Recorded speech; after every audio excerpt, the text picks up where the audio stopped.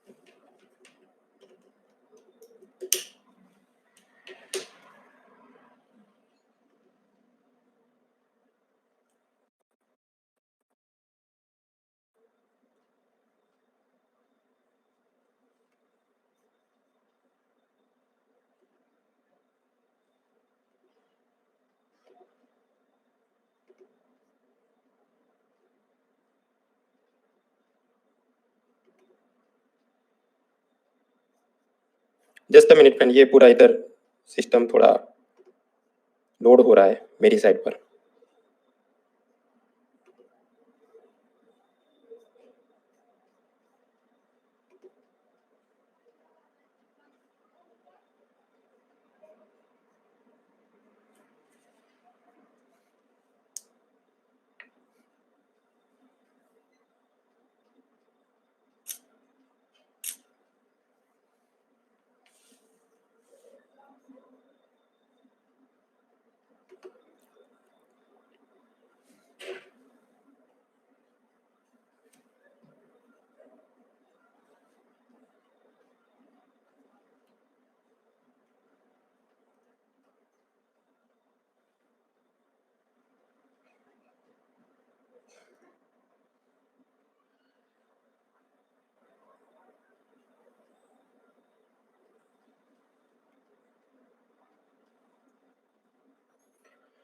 Right friends, so now it is already 9 PM in my mobile, but ये पता नहीं आज इसका सिस्टम में थोड़ा स्लो दिख रहा है. ये लाइन बनाओ तो जल्दी जल्दी बन रही है. खैर, आई होप कि ये पूरा ठीक से काम करे. My first question is, can you see me?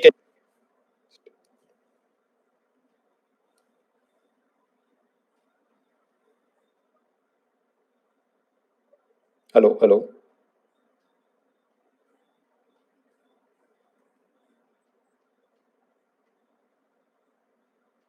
Hello hello.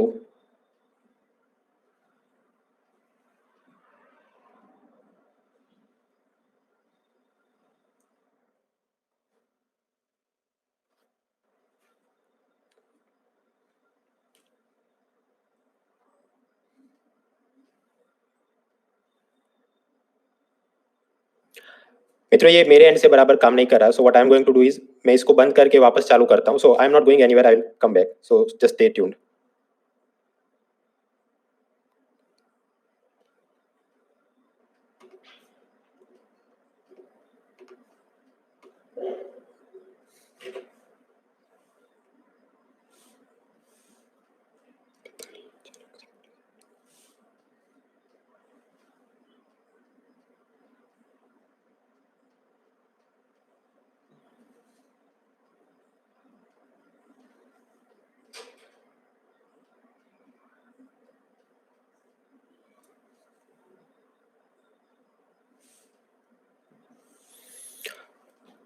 Yes friends, so I have return.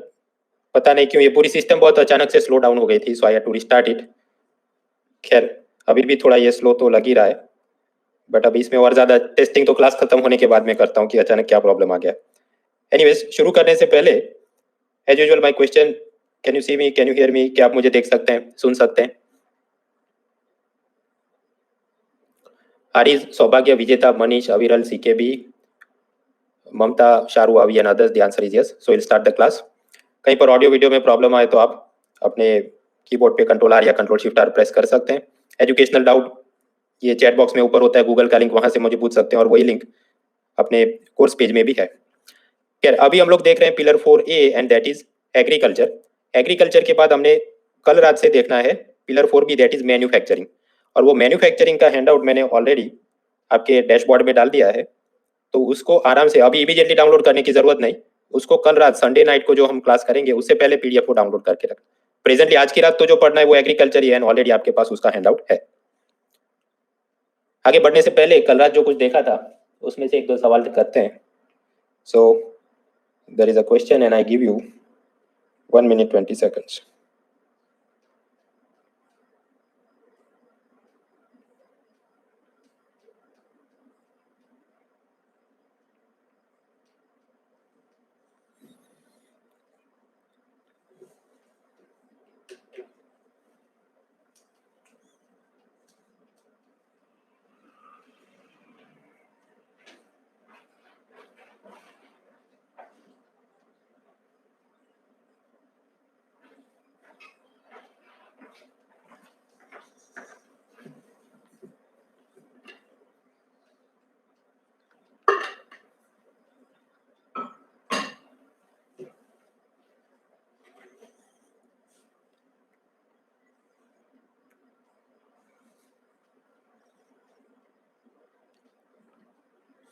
So Kumari Diksha, Sam, Archana, Vidisha, Shreya, Jeetu, Ritvik, Inder, Ruchi, Ankush, Shreya, Prashant, Ritvik, Sanjay, Ruchi, Aman Kumar, ये सब ने करेक्ट किया। Additionally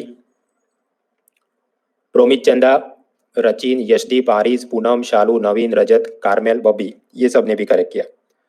so the directive word here is find incorrect pairs. तो इनकरेक्ट पेयर्स में क्या है? Basel याद करो, वो स्विट्जरलैंड की एक जगह है, हमने आगे देखा था। It is famous for two things, एक तो जो बैंकिंग सेक्टर के ऊपर सुपरविजन के लिए उन्होंने बासेल नॉर्म बनाए, और दूसरा कि वहां पर एक इंटरनेशनल कन्वेंशन हुआ था regarding the transboundary movement of the hazardous waste, यानी ये स्टेटमेंट तो करेक्ट है। फिर ये आसियान का बैंकॉक डिक्लेरेशन जहां पर मरीन डेब्री मतलब दरियाई कचरे से लड़ने की बात हुई, वो भी करेक्ट है। But what about the second statement, this Wassenaar arrangement, याद करो वो नेदरलैंड की एक जगह है जहां पर म्यूनिसिपल वेस्ट नहीं, arms and dual use technology जैसे नाइट विजन गॉगल्स, ड्रोन, उसके रिलेटेड वो बनाया गया था। So the directive word was find incorrect statement, तो इनकरेक्ट है यहाँ पर सेकंड वाला चीज। So the answer is B, two only is incorrect. Another question, try this one as well.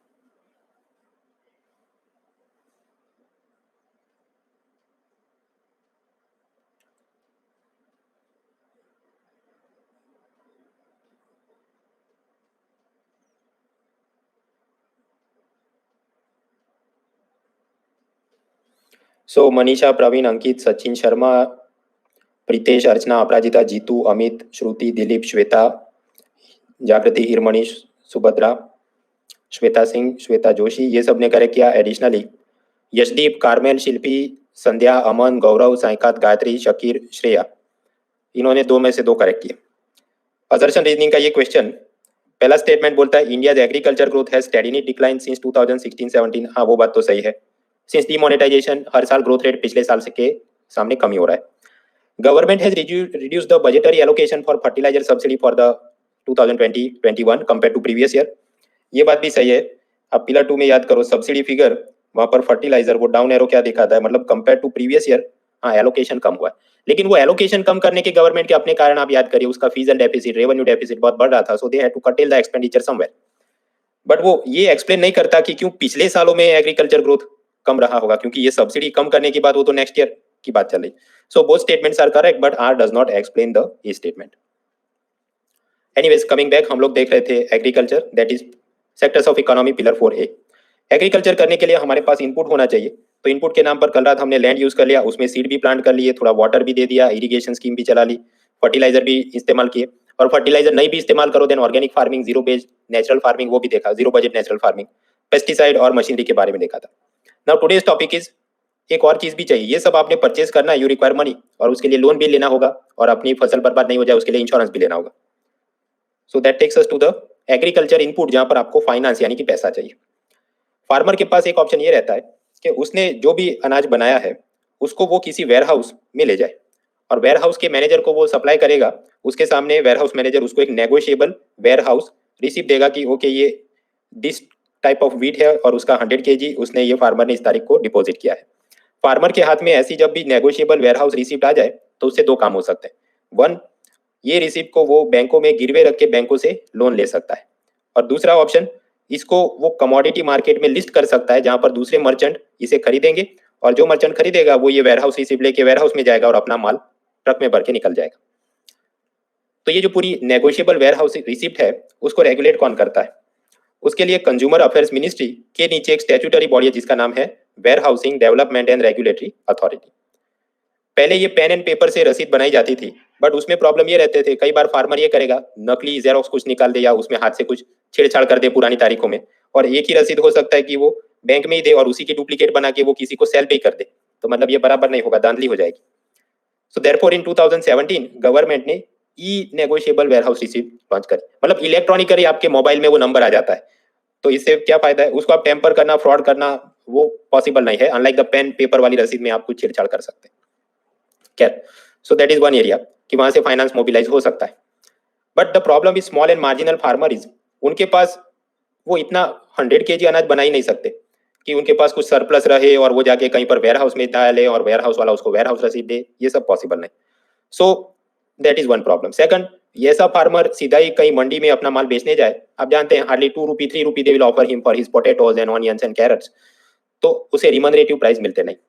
Therefore उन्होंने नेक्स्ट क्रॉपिंग साइकिल के लिए जितना भी इनपुट खरीदना है, चाहे सीड देख लो या फर्टिलाइजर देख लो, they have to take loans, and that leads us to the topic that is finance या क्रेडिट, लोन के रूप में पैसा लाना है।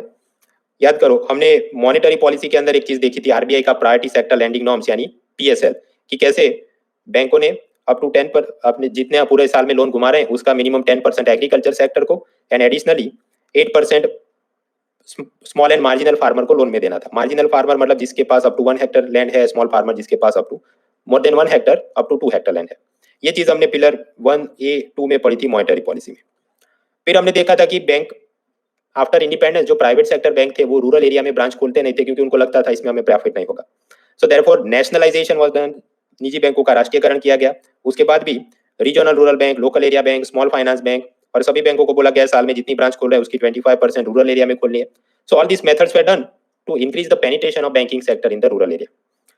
फिर आरबीआई और नाबार्ड लेकर आए किसान क्रेडिट कार्ड स्कीम, और फिर सरकार चलाती है इंटरेस्ट सबवेंशन स्कीम, जहां पर जो किसान ने लोन में पैसा लिया उसका इंटरेस्ट का कुछ हिस्सा सरकार खुद पे करती, जो हमने पिलर 1D फाइनेंशियल इंक्लूजन में देखा था। यानी ये चीजें हम लोग पढ़ चुके हैं, उसको आप वापस से पुराने हैंडआउट में देख लीजिएगा। आज का हमारा मुद्दा ये है कि ओके लोन तो इसको मिल जाएगा, so many schemes are there, but there is always a demand कि there should be farm loan या फार्म डेट वेवर, यानी कर्जा माफ कर देना चाहिए, ऋण माफी होनी चाहिए। ऐसी ये लोग क्यों मांग कर रहे हैं? हमने कल रात पढ़ा था कि भारत में जेनेटिकली मॉडिफाइड क्रॉप के नाम पर बीटी कॉटन को अलाउ किया है, और ये बीटी कॉटन की अच्छी बात ये थी कि उसमें पेस्टिसाइड डालने की जरूरत नहीं पड़ती क्योंकि वो अपने आप ही उसको कोई कीटक खाएगा मर जाएगा। तो ये बीटी कॉटन के आने से एग्रीकल्चर में बूम आ गया, बहुत ज्यादा उत्पादन शुरू हो गया और फार्मर उसको सेल भी कर लेते थे और पैसा भी मिल जाता था। But after this 2007 and 8 America में सबप्राइम क्राइसिस आती है जिसके चलते पूरे वर्ल्ड में ग्लोबल फाइनेंशियल क्राइसिस आती है, तो टेक्सटाइल की डिमांड पहले से कम हो गई क्योंकि फर्स्ट वर्ल्ड कंट्री में जो जीन्स या टी शर्ट हर 2 महीने में नया खरीदते थे या वेकेशन के नाम पर कहीं यूरोप में घूमने जाते थे तो हर 6-6 महीने पर जाते होंगे, सो एज ए रिजल्ट वो होटल के अंदर भी जितने टॉवेल, नैपकिन, बेडशीट, कर्टेन्स चाहिए, तो all the demand will fall down. तो टेक्सटाइल की डिमांड कम हो गई तो कॉटन प्राइस भी कम हो गए and as a result farmer को पैसा कम मिलने लगा। फिर 2014-15 वो सब अल नीनो के चलते ड्रॉट पीरियड अगेन कुछ प्रोड्यूस नहीं कर पाया। 2016 to 18 हम लोग देखेंगे आज आगे लेक्चर में कि डीमोनेटाइजेशन के बाद कैसे एग्रीकल्चर कमोडिटी के प्राइस गिर गए। वो कुछ लेके भी जाए 10 रुपए की चीज, मर्चेंट उसको 2 रुपए भी नहीं देगा। सो कंटिन्यूअसली अगर आप देखें 2008 से लेके 2018 पिछले एक दशक में continuously there has been a distress, तकलीफ में ये हैं लोग। कॉर्पोरेट सेक्टर को भी प्रॉब्लम है जब से सबप्राइम क्राइसिस आया, बट उनको तो ये इंसॉल्वेंसी, बैंक्रप्सी कोड और वो सब के अंदर लोन का रिस्ट्रक्चरिंग हो जाता है कि मतलब परसेंटेज सपोज 12% का लोन है तो बोलेंगे नहीं 10% ही देना, सपोज 10 साल में लोन वापस करना था एक्सटेंड कर देंगे 15 साल के बाद करना। So like that the businessman are given all the benefit, तो फार्मर को भी कुछ बेनिफिट मिलना चाहिए, उसका भी लोन कुछ माफ कर दो। तो 2008 में मनमोहन सिंह सरकार लेकर आई agriculture debt waiver and debt relief scheme. वहां पर सब फार्मर को पूछा गया कि 29 फरवरी 2008 वो लीप ईयर था, उस दिन आपकी कितनी आउटस्टैंडिंग लोन बाकी है, ये बैंक या कहीं से आपने जो पैसा लोन में लिया है माइक्रो फाइनेंस ऑर्गेनाइजेशन से, how much loan is pending इस तारीख को। सपोज कोई स्मॉल या मार्जिनल फार्मर है तो उसका जितना लोन का पैसा बाकी है 100% डेट वेवर, मतलब गवर्नमेंट उसके बिहाफ पर पे कर देगी। अगर कोई बड़ा किसान है other farmers other than small marginal farmer, तो उसका जितना पैसा बाकी है उसका 25% loan relief government will give. Mechanism ऐसी थी कि फाइनेंस मिनिस्ट्री के नीचे डिपार्टमेंट ऑफ फाइनेंशियल सर्विसेज वो बैंकों को जितना बकाया पैसा था वो फार्मर के बिहाफ पर पे करेगा। तो ये 2008 में किया तो स्वाभाविक है सब फार्मर यस यस यस बहुत खुश हो जाएंगे और भर भर के वोट दिए जाएंगे। सो इन 2009 कांग्रेस गवर्नमेंट गॉट री elected in the general election. अब ऐसा एक केस स्टडी मिल गया सभी पॉलिटिकल पार्टी को कि अगर कर्जा माफ चाहिए माफ देते हैं तो किसान खुश होकर वोट देते हैं। सो आफ्टरवर्ड्स आप पाएंगे कि स्टेट असेंबली के इलेक्शन में भी जो जो पार्टियां ऐसा सब प्रॉमिस करती है वी विल आपका कर्जा माफ कर देंगे, तो जैसे पंजाब है उसमें बोला 2 लाख तक का कर्जा माफ करें, Uttar Pradesh 1 lakh, Karnataka, Maharashtra, Tamil Nadu among other things. So in all the states this type of system is going on. So now we move into the argument in favour and argument against. पहला कि आर्ग्यूमेंट इन फेवर कि हाँ इनको ऋण माफी देनी चाहिए, कर्जा माफ करना चाहिए। एक तो कारण मैंने आपको बताया 2008 के बाद से इनको बहुत प्रॉब्लम आ रहे हैं, उसी के चलते आप देखिए 2017 में मध्य प्रदेश में किसानों ने सब रास्ता रोक के बहुत ज्यादा बसें जलाई और सब किया। 2018 जनवरी में उत्तर प्रदेश के अंदर ही लखनऊ और दूसरे शहरों में बहुत सारे पोटैटोज उन्होंने रास्ते पर फेंक दिए क्योंकि उनको अच्छे प्राइस मिल नहीं रहे थे। 2018 में महाराष्ट्र के अंदर बहुत सारे फार्मर्स पूरा अपनी ऑर्गेनाइजेशन के साथ मुंबई का घेराव और बंद कर देते हैं। सो इट इज शोइंग दैट ये फार्मर्स को कुछ तो प्रॉब्लम है, वरना इतनी सारी धमाल करने की क्या जरूरत थी। So yes they should be given the loan waiver. लेकिन ये जो लेटेस्ट इकोनॉमिक सर्वे 2020 उसका वॉल्यूम 1 चैप्टर 4 वहां पर के सुब्रमण्यन बोलते हैं इससे कुछ फायदा नहीं है, किसानों को कर्ज माफी से फायदा कम नुकसान ज्यादा होता है, government intervention hurts more than it helps. ऐसा उन्होंने क्यों बोला होगा? उन्होंने सब ग्राफ का बिग डेटा एनालिटिक्स करके पाया कि जब जब स्टेट इलेक्शन या यूनियन गवर्नमेंट के इलेक्शन होते हैं, whenever the election season is near there is a large scale default by farmer, मतलब उससे पहले वाले महीने में नियमित वो अपना इंस्टॉलमेंट पे कर रहे हैं, बट पता चले इलेक्शन डेट अनाउंस हुए हैं तो वो मतलब लोन पे करना बंद कर देते हैं। एक प्रकार से क्या हिंट कर रहा है, they are deliberately doing it in anticipation of the loan waiver, यानी ये अभी चुनाव आया तो हमारा कर्ज माफ हो जाएगा ऐसा सोचकर जानबूझ के वो लोन की किस्तें वापस नहीं कर रहे हैं। So that is in the counter K Subramanian is saying. Another argument, economy में एक टर्म होती है डेट ओवरहैंग। डेट ओवरहैंग मतलब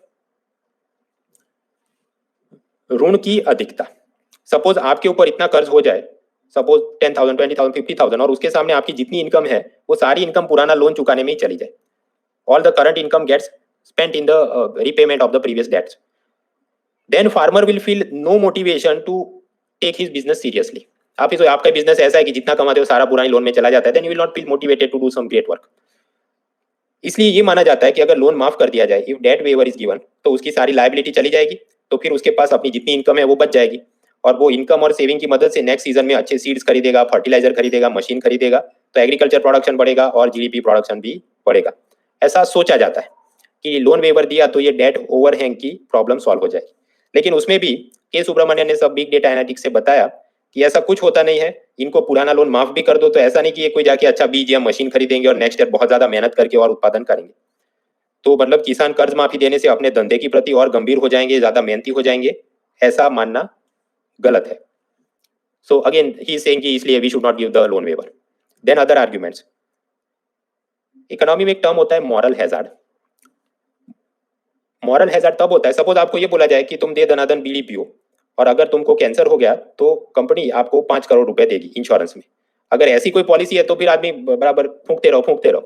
सो this is a moral hazard, नैतिक खतरा है। There is a lack of incentive to be disciplined if your risky behaviour is insured by someone. यहाँ पर भी ऐसा ही, किसान को बोल दिया जाए तुम चिंता मत करो, we will give you waiver in the loan, तो वो फिर सीरियसली अपने काम को लेगा नहीं। So there is a problem, therefore we should not give them loan waivers. Second, जो किसान बहुत एफिशिएंट है, कॉस्ट सेवी है, हार्ड वर्किंग है, नियमितली अपने सब इंस्टॉलमेंट भर रहा है लोन के, ही विल फील डीमोटिवेटेड, मैं इतनी मजदूरी कर रहा हूं उसका क्या फायदा, ये तो सब नई मजदूरी करते हैं उनका भी लोन माफ हो जाता है। सो मेहनत का किसान हतोत्साहित हो जाते हैं। थर्ड रीजन, भारत के अंदर जितने फार्मर ने जितना लोन लिया है उसमें से 60% ही लोन ऐसा है जो कि बैंक और माइक्रो फाइनेंस और ऐसी फॉर्मल फाइनेंशियल इंटरमीडिएरीज ने दिया है। बाकी का 40% लोन ऐसा है जो कि ये श्रॉफ, साहूकार, विलेज बनिया उन्होंने दिया है। तो जब भी लोन वेवर दिया जाता है तो इनकी लोन माफ नहीं होती, क्योंकि वो सब रिकॉर्ड को ऑफिशियली वैलिड माना नहीं जाता। So therefore all the farmers will not benefit even if we give the loan waivers. Some more arguments. अगर सब फार्मर्स का सब लोन माफ कर दिया जाए तो कितना खर्च होगा? जीडीपी का अराउंड 1.5%। उससे कुछ और हिस्से में जाए कि सपोज हम ये पैसा खर्च नहीं करके कहीं और यूज कर सकते हैं। Well, in case of consider the case of health care. अभी कोरोना वायरस में हम देख रहे हैं हमारे पास इतने हॉस्पिटल, नर्स, डॉक्टर, इंफ्रास्ट्रक्चर नहीं है। कई बार न्यूज में भी आप सेट देखते हैं कि कैसे उड़ीसा या ऐसे कोई एरिया में बहुत रिमोट जगह से आदमी कंधे पर अपने बीमार फैमिली मेंबर को लेके आता है और हॉस्पिटल में फिर भी कोई इलाज नहीं करता, फिर वापस ले जाता है क्योंकि कुछ ट्रांसपोर्ट और कुछ सुविधा नहीं। सो वर्ल्ड हेल्थ ऑर्गेनाइजेशन बोलता है कि गवर्नमेंट ऑफ इंडिया ने जीडीपी का 5% निकले इतनी बड़ी रकम हेल्थ केयर में इन्वेस्ट करनी होगी। अभी तो प्रेजेंटली हेल्थ केयर में हार्डली 1.2% ही हम कर पा रहे हैं। सो द आर्ग्यूमेंट इज, ये फार्मर को अगर लोन माफ भी करेंगे तो इतना बड़ा खर्चा है, क्यों ना उसकी जगह वो सब हेल्थ केयर में इन्वेस्ट करे तो सबको फायदा होगा। Better to use the money in health care. और ऐसे बहुत सारे और लॉजिक बना सकते हैं, एजुकेशन में यूज करो, इंफ्रास्ट्रक्चर में यूज करो and so on. Another argument, farmer suicide बहुत करते हैं, अगर लोन माफ कर दिया तो सुसाइड कम हो जाएंगे। Well, that is also not a valid argument, because previous economic survey ने ऑब्जर्व किया कि फार्मर जो सुसाइड करते हैं उसका ये कारण होता है कि उनके पास जमीन बहुत कम होती, तो वो ज्यादा अनाज प्रोड्यूस ही नहीं कर पाते। सपोज वो 50 kg प्रोड्यूस कर सकता है, अगर 100-200 kg हो तभी वो हैप्पीली जी सके, ऐसी परिस्थिति। So if he doesn't have that much land then difficult to do anything. Loan waiver से कुछ नहीं होगा। फिर ये लोग एपीएमसी मंडी में जाते हैं, मिनिमम सपोर्ट प्राइस में सेल करते हैं, ट्रांसपोर्ट स्टोरेज के अंदर अलग अलग प्रॉब्लम है जो आज हम स्लाइड में आगे देखेंगे। एज अ रिजल्ट उनको अच्छी मानसून में भी अच्छा प्राइस मिलता नहीं। बहुत सारे फार्मर का फाइनेंशियल इंक्लूजन नहीं हुआ, मतलब उनके पास बैंक अकाउंट नहीं है। बहुत सारे फार्मर ऐसे हैं जो कि पढ़े लिखे नहीं है, इनके पास फाइनेंशियल प्लानिंग की समझ नहीं है। अगर अच्छी मानसून आती है, अच्छा पैसा मिल जाता है, then they will waste the money on social events and pilgrimage. शादी ब्याह में बच्चा पैदा हुआ उसकी, फिर कहीं तीर्थ यात्रा में जाना है। So even if they get money, वो सेविंग की जगह इधर उधर खर्च हो जाता है। सो देयरफॉर उनका लोन माफ भी कर दो तो ऐसा नहीं कि नेक्स्ट ईयर उनको वापस जरूरत नहीं पड़ेगी। It is only a short term remedy, it can not prevent farmer suicides. So considering this things, loan waiver should not be given. और इसी के मेंस के लिए क्या क्या कंक्लूजन हो सकते हैं आपके हैंडआउट में दिए हैं। वैसे न्यू इकोनॉमिक सर्वे में चीफ इकोनॉमिक एडवाइजर ने खुद ही बोल दिया कि लोन वेवर नहीं देना चाहिए, सो वही अपना कंक्लूजन होना चाहिए कि नहीं देना चाहिए। We should try to help in some other ways but not through loan waiver. तो एग्रीकल्चर इनपुट में हमको बहुत पैसा चाहिए था तो हमने लोन ले लिया। Now you are doing the cultivation, तो रिस्क भी रहता है, कोई नेचुरल डिजास्टर आ गया, कोई पेस्ट ने अटैक कर दिया, उससे बचने के लिए आपने क्रॉप इंश्योरेंस भी लेना होगा। उसके लिए बड़ी योजना थी प्रधानमंत्री फसल बीमा योजना, और उसमें भी 2020 में कुछ रिफॉर्म्स लिए गए। ये सब चीज हम लोग पिलर 1D में पढ़ चुके हैं, so please go through that material again. So yes, we are done with the agriculture input में हमने ये सब लैंड से लेके लोन, इंश्योरेंस सब कुछ यूज कर लिया। And suppose we have cultivated something, rice, wheat कुछ बना दिया, लेकिन फिर ये पता चलता है कि ये जो आउटपुट निकला तो कुछ पंजाब हरियाणा के फार्मर वो पुरानी फसल की क्रॉप रेसिड्यू को जला देते हैं। ऐसा क्यों करते होंगे? सितंबर अक्टूबर में पंजाब हरियाणा के फार्मर, उन्होंने जो प्रीवियस सीजन में पैडी यानी कि राइस उगाया होता है, वो राइस उन्होंने सब निकाल लिया। तो अब जो उनके पास फसल के अवशेष होते हैं, जो भी सूखा कचरा, उसको वो जलाना शुरू कर देते हैं in Punjab and Haryana and Rajasthan and Uttar Pradesh के भी कुछ पार्ट्स में। इससे दो फायदे होते हैं, एक तो वो जमीन साफ हो जाएगी, और दूसरा वो जमीन साफ होगी, जो भी ऐश बनेगी राख जलने पर, वो थोड़ा फर्टिलाइजर का काम करेगी। So it helps clearing the land for sowing the wheat for the next season. तो उनको तो मजा ही है, बट इधर से जितना जितना ये धुआं उड़ के जाएगा वो किधर जाएगा? भारत के नेशनल कैपिटल दिल्ली में, और वहां पर स्मॉग की प्रॉब्लम, एयर पोल्यूशन हो जाती है। इस पर भी latest economic survey volume 2 chapter 6 में एक चैप्टर बनाया उन्होंने, sustainable development and climate change. वहां पर उसने ऑब्जर्व किया कि सपोज हम लोग 1 किलोग्राम शुगर केन की जो ऐसी अवशेष होती है उसको जलाया जाए, क्रॉप रेसिड्यू को, तो पर किलोग्राम बर्निंग पर कितने ग्राम पार्टिकुलेट मैटर 2.5, वो इतने छोटे छोटे माइक्रोन में जो होते हैं, ऐसा प्रदूषण होगा। सो पता चला 12 ग्राम ऐसे PM 2.5 का एमिशन हो जाएगा। ऐसे ही मेज, कॉटन, राइस, व्हीट, ये डिक्रीजिंग ऑर्डर में मैंने लिखा है, हैंडआउट में भी दिया। दिस इज फॉर एनवायरमेंट का कोई एमसीक्यू इसमें से बना के पूछे। So then what we can do is, सबसे ज्यादा क्या हो रहा है, शुगर केन के चलते हैं, तो उसको मत कल्टीवेट करो, मतलब थोड़ा कम कल्टीवेट करो। राइस को करना चाहिए, राइस को भी थोड़ा कम कल्टीवेट करना चाहिए, क्योंकि भले वो बात सही है कि उसमें ऐसा पोल्यूशन कम होगा, but rice requires lot of water. Sugar cane में भी बहुत ज्यादा पानी चाहिए, तो इरिगेशन और ड्रॉट की भी प्रॉब्लम्स को देखते हुए शुगर केन और राइस जितना उत्पादन करे थोड़ा कम करने की जरूरत है। एंड इंस्टेड हमने दूसरे लिग्नो सेल्यूलोजिक क्रॉप्स जैसे कि राइस, व्हीट, मेज, उसको एनकरेज करना चाहिए। राइस, व्हीट, मेज, ऐसा लेटेस्ट सर्वे में बोला है। तो देन इसका भी आप समझ सकते हैं असर्शन रीजनिंग सवाल बन सकता है। Assertion that economic survey has advised the farmers to grow rice wheat and maize, और फिर रीजन में वो बहुत ज्यादा न्यूट्रिशनल होता है, उसका बहुत ज्यादा प्राइस मिलता है, या फिर कि उसके क्रॉप रेसिड्यू से कम एमिशन होता है। So now you know the answer. खैर फिर भी कुछ ना कुछ थोड़ा क्रॉप रेसिड्यू तो बचेगा ही, उसका क्या करना चाहिए? के सुब्रमण्यन ने बोला कि हम लोगों ने बायोमास डिपो बनाने चाहिए, जहां फार्मर अपनी ऐसी जितने भी अवशेष है वो लेके आए और हम उसको सरकार स्टोर करे, और उसमें से बायोचार ब्रिकेट्स बनाए, मतलब एक टाइप का कोयला बनाया जाए। ये जो इधर आपको दिख रहा है उसको आधा अधूरा जलाया जाएगा और उसमें से ऐसा कोल जैसी चीज बन सकती है। और उसके दो फायदे, फर्स्ट, थर्मल पावर प्लांट में कोल के साथ इसको भी जलाया जाए तो इलेक्ट्रिसिटी बन सकती है, और दूसरा, ये पंजाब हरियाणा और दूसरी जगह पर हाईवे पर जितने भी होटल और ढाबा होते हैं या ईंटों की भट्टी होती है, क्योंकि ब्रिक बनाने के लिए भी मिट्टी को गर्म करना पड़ता है, so require some type of fuel, तो वहां पर ये बायोचार ब्रिकेट का हम यूज कर सकते हैं। अगर ऐसा किया तो we can fight this problem. सरकार क्या कर रही है? सरकार फार्मर्स को समझा रही है कि you should do in situ composting. In situ मतलब अपने फार्म में ही रखो आपका ये जो क्रॉप रेसिड्यू है, बट उसको सपोज कि आप खड्डा खोद के उसमें गाड़ दो और उसका कॉम्पोस्ट कुछ खाद बनाई जाए, मैन्योर बनाया जाए, ऐसा करो। सेकंड, कुछ एक मैकेनिकल अटैचमेंट इन्वेंट किया गया जिसको बोलते हैं हैप्पी सीडर। ये हैप्पी सीडर ऐसा है कि जिसको आप ट्रैक्टर में इंस्टॉल करेंगे और उसकी मदद से जब आपका ट्रैक्टर चलेगा तो पुराना भले पैडी मतलब राइस के जो भी अवशेष या स्ट्रॉ बचे हैं उसको भी वो नीचे खोद के वहां भी वीट को, वो उसके अनाज को, सीड को प्लांट कर सकता है। So this type of mechanical instrument are also invented. 2018 budget में फंडिंग दिया गया कि हम ये पंजाब और हरियाणा और ये सब स्टेट गवर्नमेंट को पैसा देंगे ताकि वो फार्मर को ये सब अवेयरनेस दे सके और इसमें हम प्रॉब्लम से लड़ सके। The problem is air pollution and smog problem in Delhi.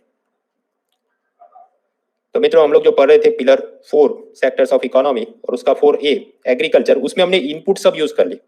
अब नेक्स्ट मुद्दा आता है कि आउटपुट, मतलब उसको सेल करना है। सेलिंग के अंदर एक चीज होती है एपीएमसी मंडी। ये क्या है अभी समझते हैं।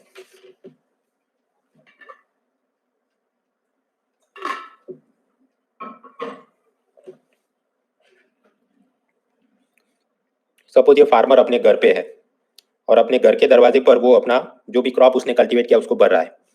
आई will go and sell this thing.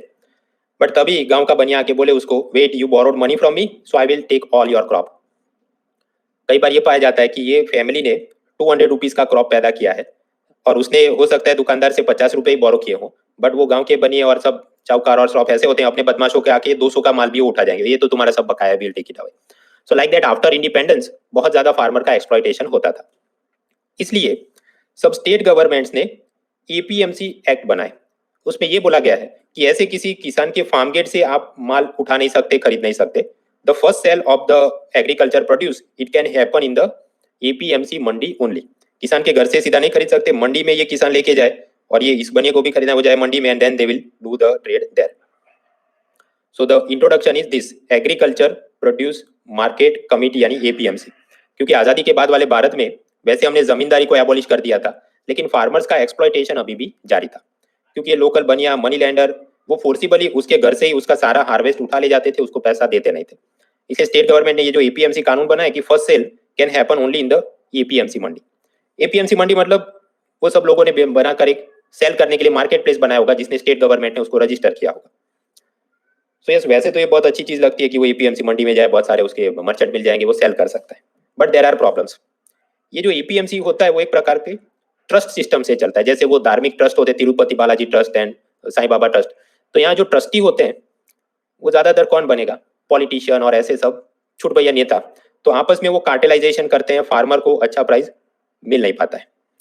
ये एपीएमसी को पावर देती है स्टेट गवर्नमेंट कि आप अलग अलग फीस कलेक्ट कर सकते हो, और फी में जो पैसा है उससे आपने ये एपीएमसी में suppose road, infrastructure, cold storage facility ये सब बनाना होगा। लेकिन ऐसा जितना पैसा है वो लोग बस आपस में ही उसमें साइफनिंग कर ले जाते हैं, इंफ्रास्ट्रक्चर इंप्रूव करते नहीं, कोल्ड स्टोरेज, ट्रांसपोर्ट फैसिलिटी कुछ नहीं। ये देखो सब कैसे बर्बाद हो रहा है, ये देखो कितने सारे ट्रक है, कोई पार्किंग की फैसिलिटी नहीं, किधर क्या घूम रहा है, नोबडी नोस।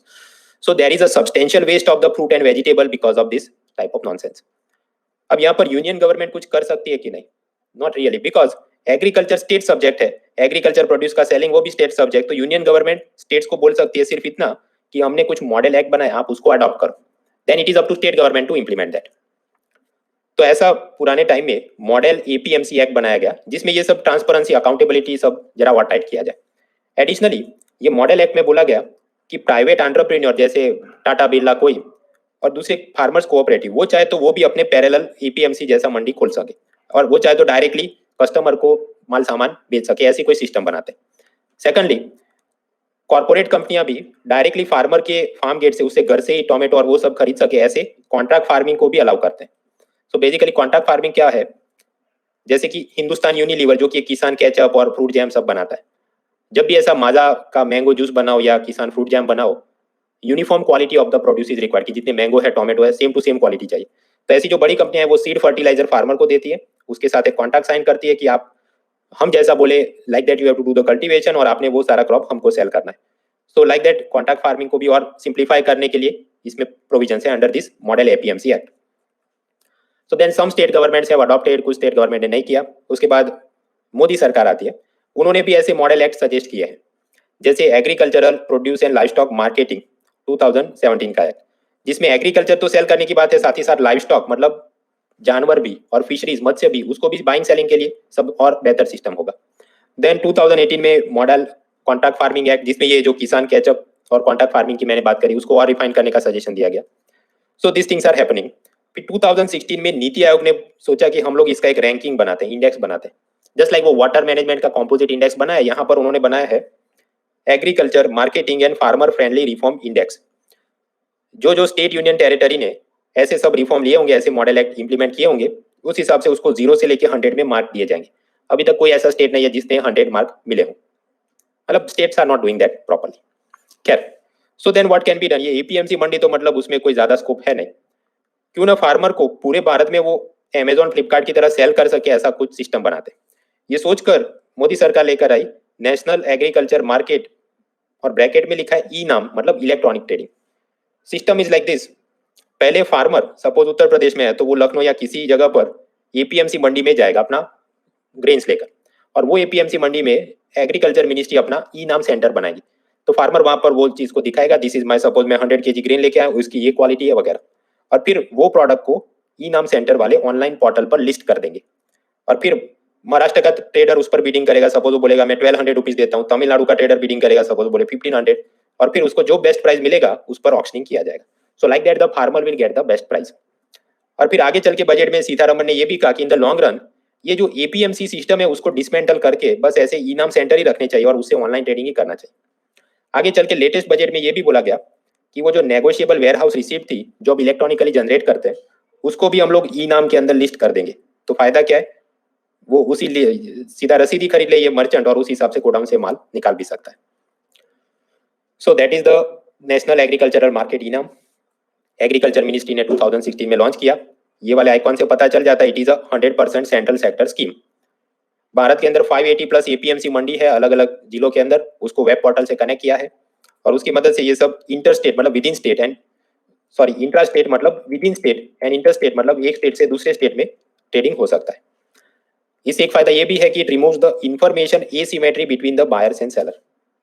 कैसे, सपोज यूपी का फार्मर लखनऊ जाए तो लखनऊ का ट्रेडर उसको बोलेगा अभी तो ग्रेन का प्राइस सिर्फ 1000 रुपीज चल रहा है, और ये फार्मर को ये पता ही नहीं होगा कि शायद तमिलनाडु में तो ज्यादा प्राइस मिल रहा है या महाराष्ट्र में, because he doesn't know the entire market. तो ये जो इन्फॉर्मेशन एसिमेट्री है कि मर्चेंट को ज्यादा पता है और इसको कम पता है, ये अब कम हो जाता है क्योंकि ये ऑनलाइन ट्रेडिंग हो रहा है। सो ही विल नो, जाके वो बोर्ड पे देखेगा कि ये प्राइस पर दूसरा माल बिक रहा है तो मेरा भी बिकना चाहिए। So as such it is a decent and nice thing, but there is criticism.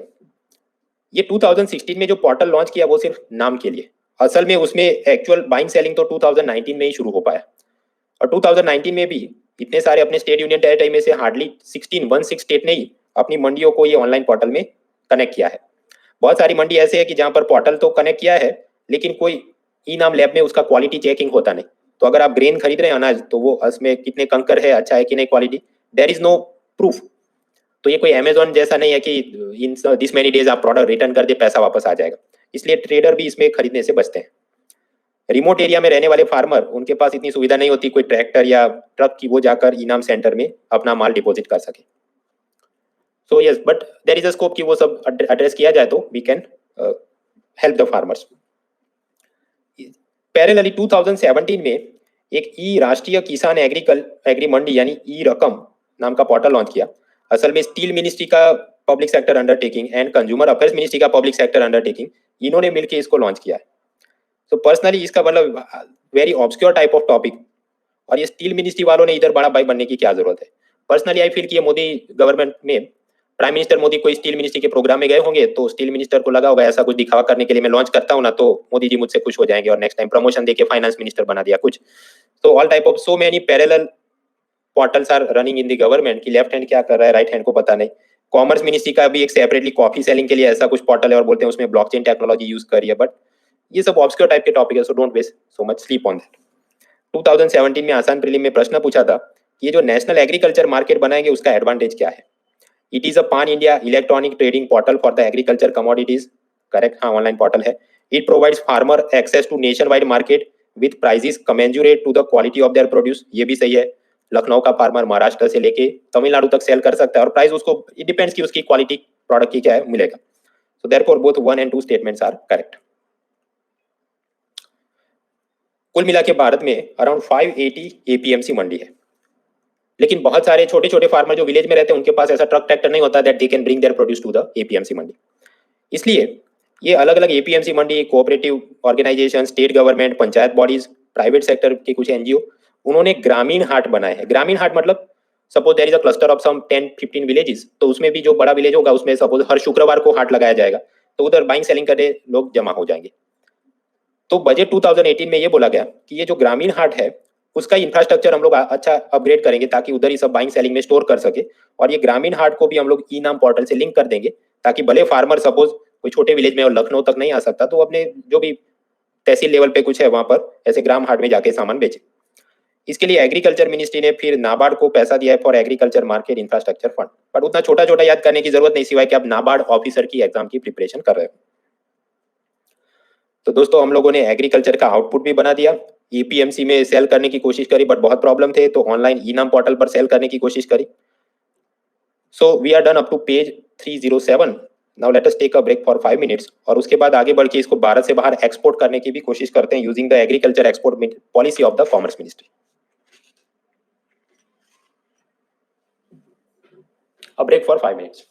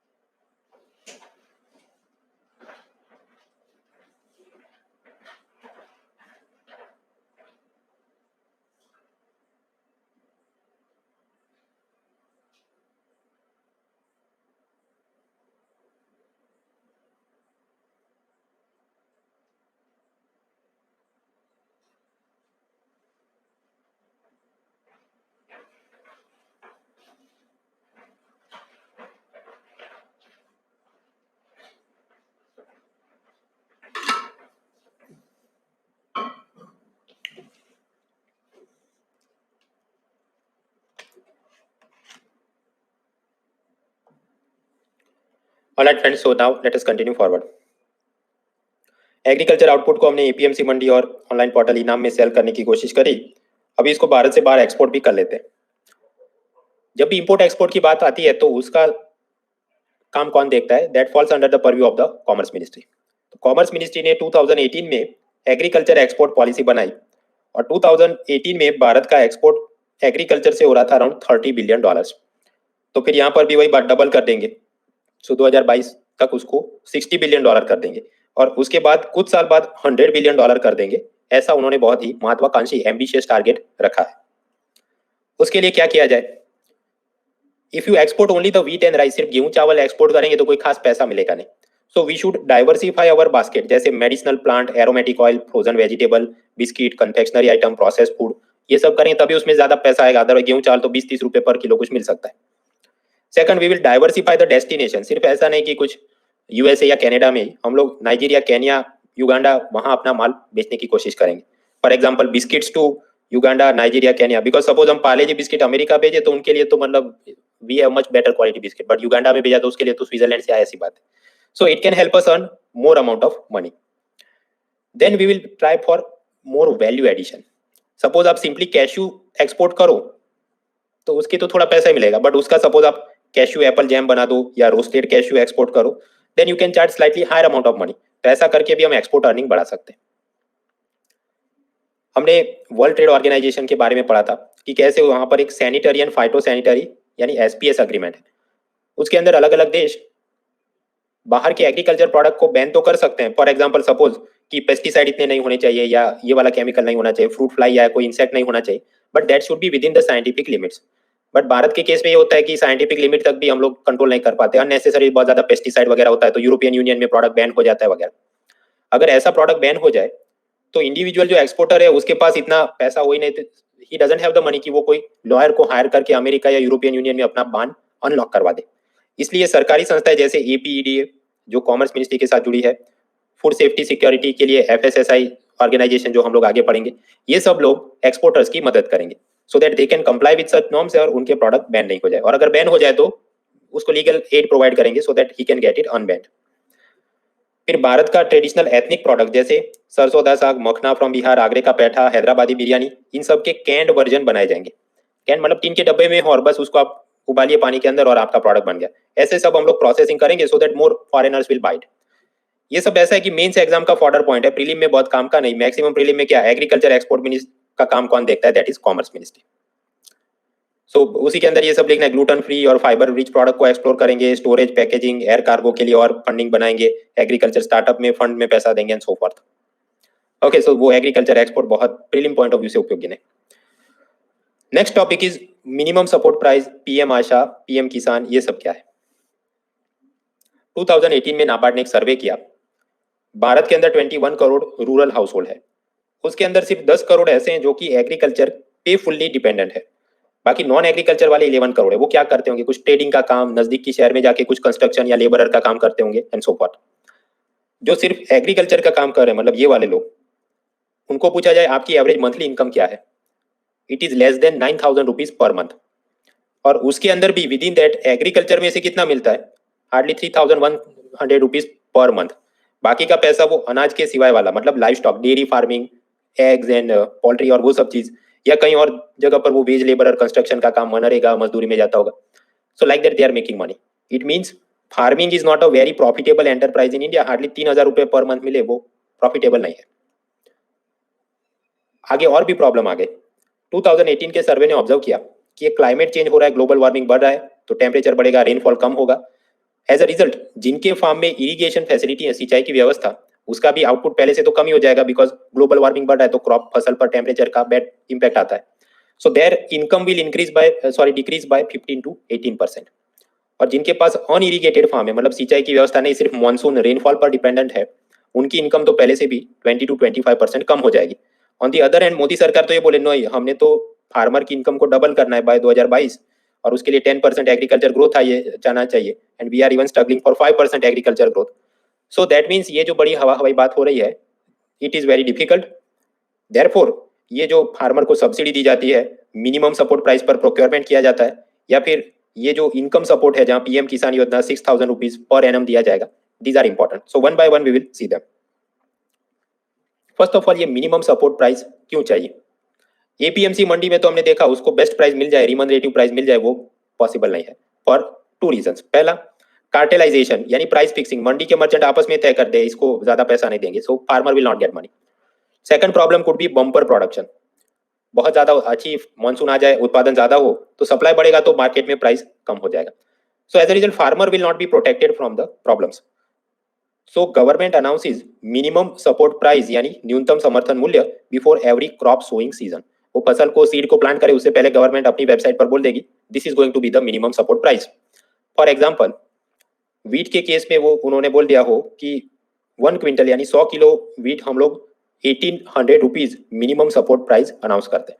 उसका मतलब फार्मर को मार्केट में ये प्राइस नहीं मिल रहा तो वो गवर्नमेंट के फूड कॉर्पोरेशन ऑफ इंडिया में जाकर एफसीआई में जाकर सेल कर सकता है. क्योंकि एपीएमसी मंडी में तो हो सकता है वो सामान लेके जाए, बट कार्टेलाइजेशन की प्रॉब्लम हो सकती है. कार्टेलाइजेशन मतलब प्राइस फिक्सिंग. जैसे ट्रेडर वन ने तय कर दिया वापस में कि 800 रुपए से ज्यादा कोई ट्रेडर नहीं देगा, so then all traders will offer him only 800 rupees. Where असल में मार्केट के सप्लाई डिमांड के हिसाब से सबको उसको 1800 मिले तभी उसको ठीक लगेगा. So then he will go and sell it to the Food corporation of India. और एफसीआई का ये प्रोक्योरमेंट उसे बोला जाता है ओपन एंडेड प्रोक्योरमेंट. मतलब जितना माल लेके आप आओगे हम खरीद लेंगे. अगर कोई फार्मर 10 किलो लेके आएगा उसको खरीदेंगे, 100 किलो लेके आएगा, 1000 किलो लेके आएगा. There is no quota system, all will be purchase so that you find some help.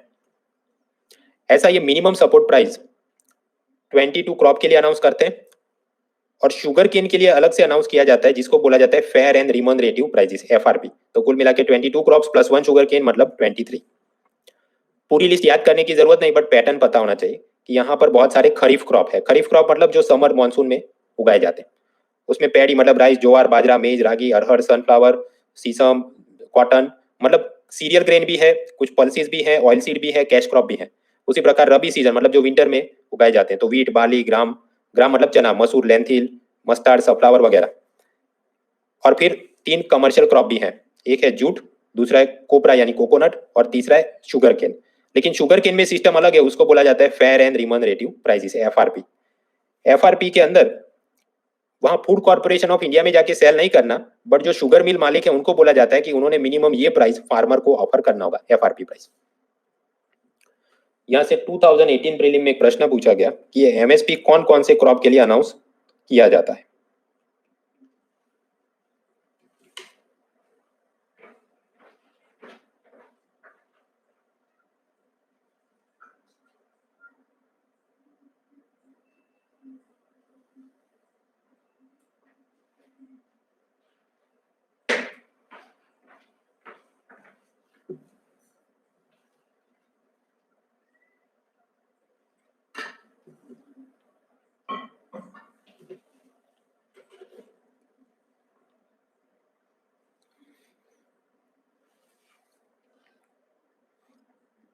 Aditya, साहिल, अदिति, विवेक, बबी, संदीप, गौतम, सिमरनजीत, संदीप, सीकेबी, शेफालिका, प्रवीण, नेहा, श्वेता, रेशव, निशांत, आदित्य, अजीत, मनीष, पवन, विपिन, अभिषेक, पवन, विकास, राजश्री, सुजीत, प्रीति, पूर्वी, आदित्य, विश्व, भूपेश, दीपक, अश्विनी, रजत, शिवांगी, शारू, विशाल, चाहक, स्टडियस, जीनी, सिंह, स्नेहादास, ये सब ने करेक्ट किया. एडिशनली यशदीप, कार्मेल शर्मा, शिल्पी मुखर्जी, नवीन, साइकात, संध्या, अमन, सिमरनजीत, सुभद्रा पाटिल, शाकिर अहमद, ये ऐसे लोग हैं जिन्होंने 3 में से 3 करेक्ट किए.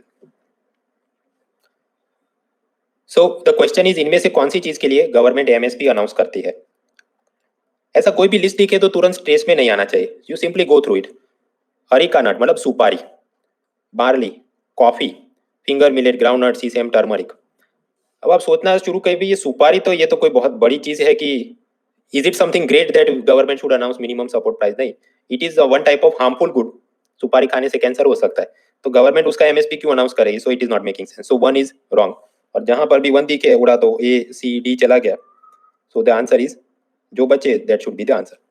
सिमिलरली कॉफी से भी अगर आप उसको अटैक करें इट विल मेक सेंस, क्योंकि कॉफी ऐसी चीज नहीं कि पूरे भारत में उसको ग्रो किया जाए कि गवर्नमेंट, आप सोचिए वोट बैंक पॉलिटिक्स के हिसाब से भी वो मिनिमम सपोर्ट प्राइस कौन से क्रॉप पे ऑफर करें जो ज्यादा फार्मर्स उगाते हो ताकि उनको खुश रखा जा सके.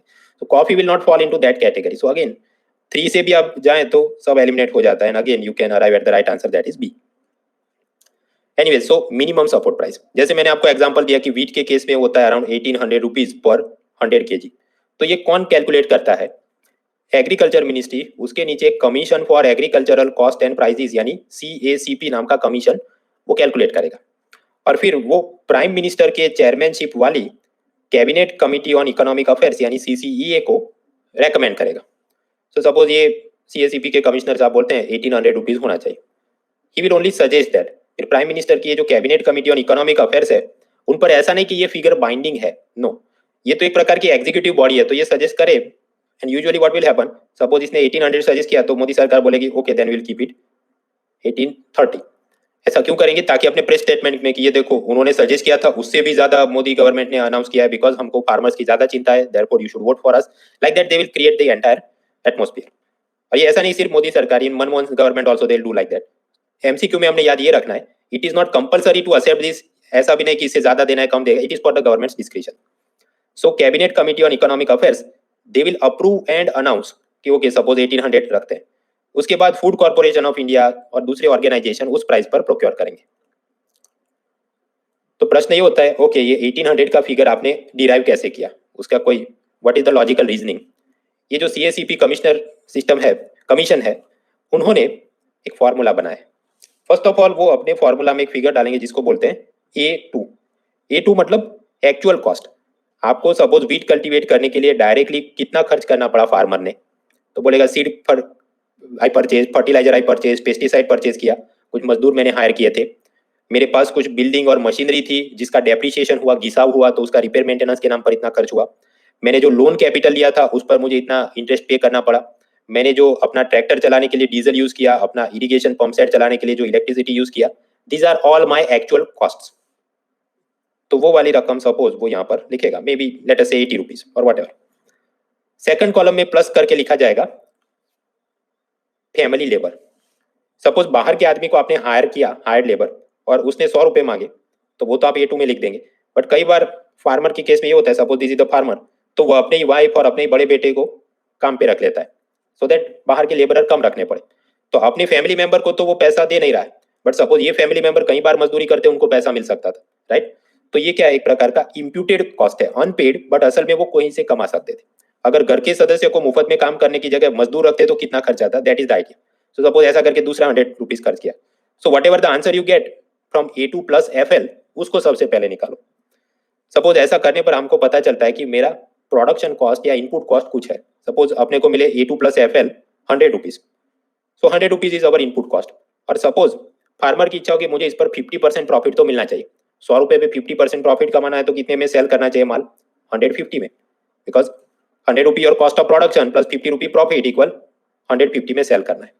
इसको मैथमेटिकली ऐसा भी लिख सकते हैं कि आपका जितना इनपुट है 100 रुपी, उसका 1.5 टाइम्स करो, 1.5 टाइम्स से मल्टीप्लाई करो, तो भी जवाब इतना आएगा, 100 मल्टीप्लाई विद 1.5 150।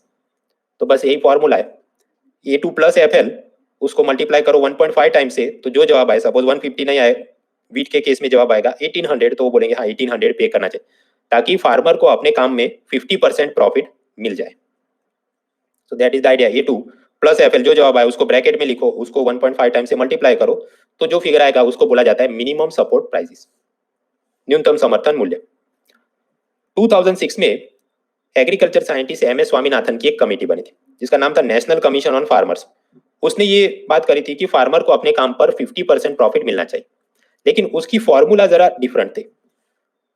उसमें एक C2 कंपोनेंट भी था। C2 कंपोनेंट में वो कैसी बात करता था, इंप्यूटेड कॉस्ट। सपोज उसने अपने लैंड पर खेती नहीं करते हुए लैंड को किराए पर दे देता, तो कितना उसको रेंट मिलता।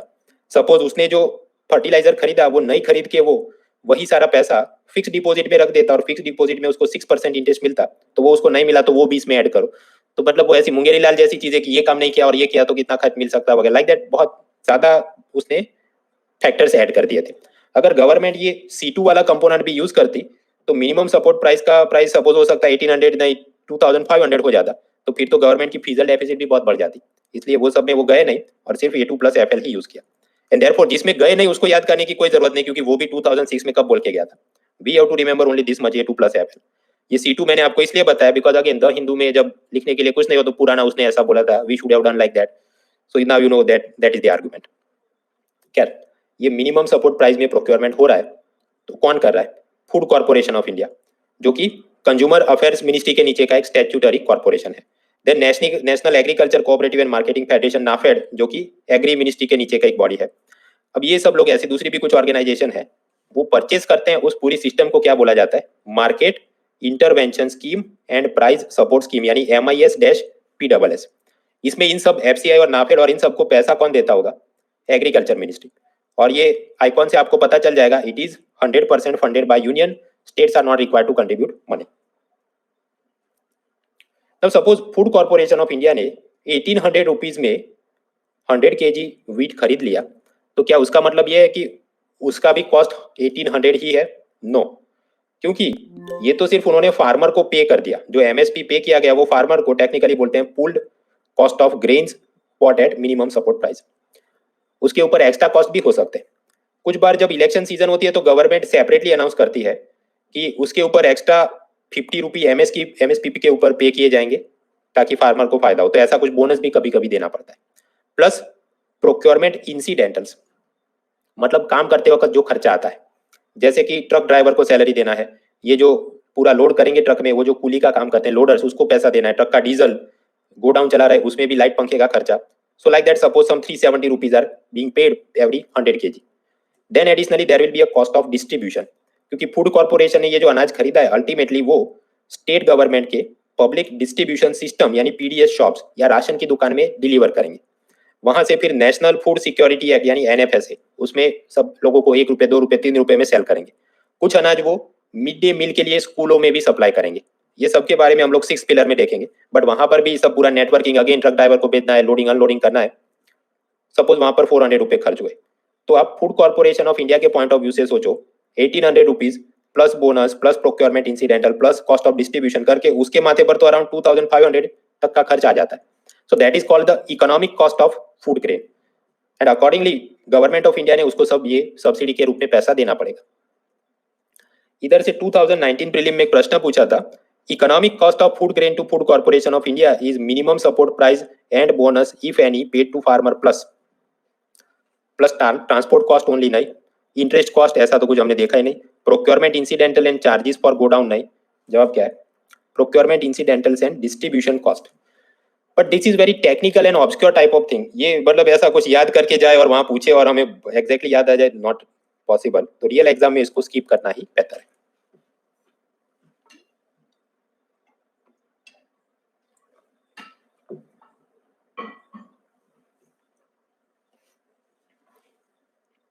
Of course civil service, IAS और फॉरेस्ट सर्विस की कंबाइंड एग्जाम लेते हैं तो हो सकता है वहां पर जो एग्रीकल्चर ग्रेजुएट है उनके सिलेबस में ये हो और they are required to memorise that, but this much not expected from the traditional aspirant. Yes, economic survey में भी वो ऐसा सब टेबल बना के देते हैं, बट उसको देख देख के करने के then beyond a point cost benefit अच्छा रहता नहीं। So this minimum support price, उसके फायदे क्या हैं? फार्मर को पता है okay for wheat I will get 1800, तो भले बाजार में लोग बोले कि APMC मंडी में suppose someone is giving 800 rupees, तो फार्मर डिस्ट्रेस सेल, पैनिक होके उसको सेल नहीं करेगा बिकॉज यू नो मुझे उधर से भी ज्यादा पैसा मिलेगा। गवर्नमेंट सॉइंग सीजन के पहले ही MSP अनाउंस करता है, before you plant the seeds वो सीजन के पहले ही गवर्नमेंट बोल देगा। तो ये एडवांस इन्फॉर्मेशन से फार्मर को पता चल जाता है कि कौन सी फसल मेरे लिए प्रॉफिटेबल होगी, and accordingly he will invest कि मेरे सॉइल कंडीशन, रेन कंडीशन, उस हिसाब से आई कैन ग्रो दिस, उसमें बेस्ट प्राइस में मिलेगा, I will do this. Additionally ये MSP सपोज गवर्नमेंट ने बोला 1800, तो एक प्रकार का प्राइस सिग्नल दिखाता है कि प्राइवेट ट्रेडर ने इसको मैच करने के लिए एटलीस्ट 1800 या सपोज 1900 या 1700 आसपास में भाव रखना होगा। ऐसा नहीं कि सिर्फ 500 रुपए देगा तो कोई आएगा नहीं उसके पास। So it helps creating a benchmark for the entire market, price signal देता है। So it is very helpful.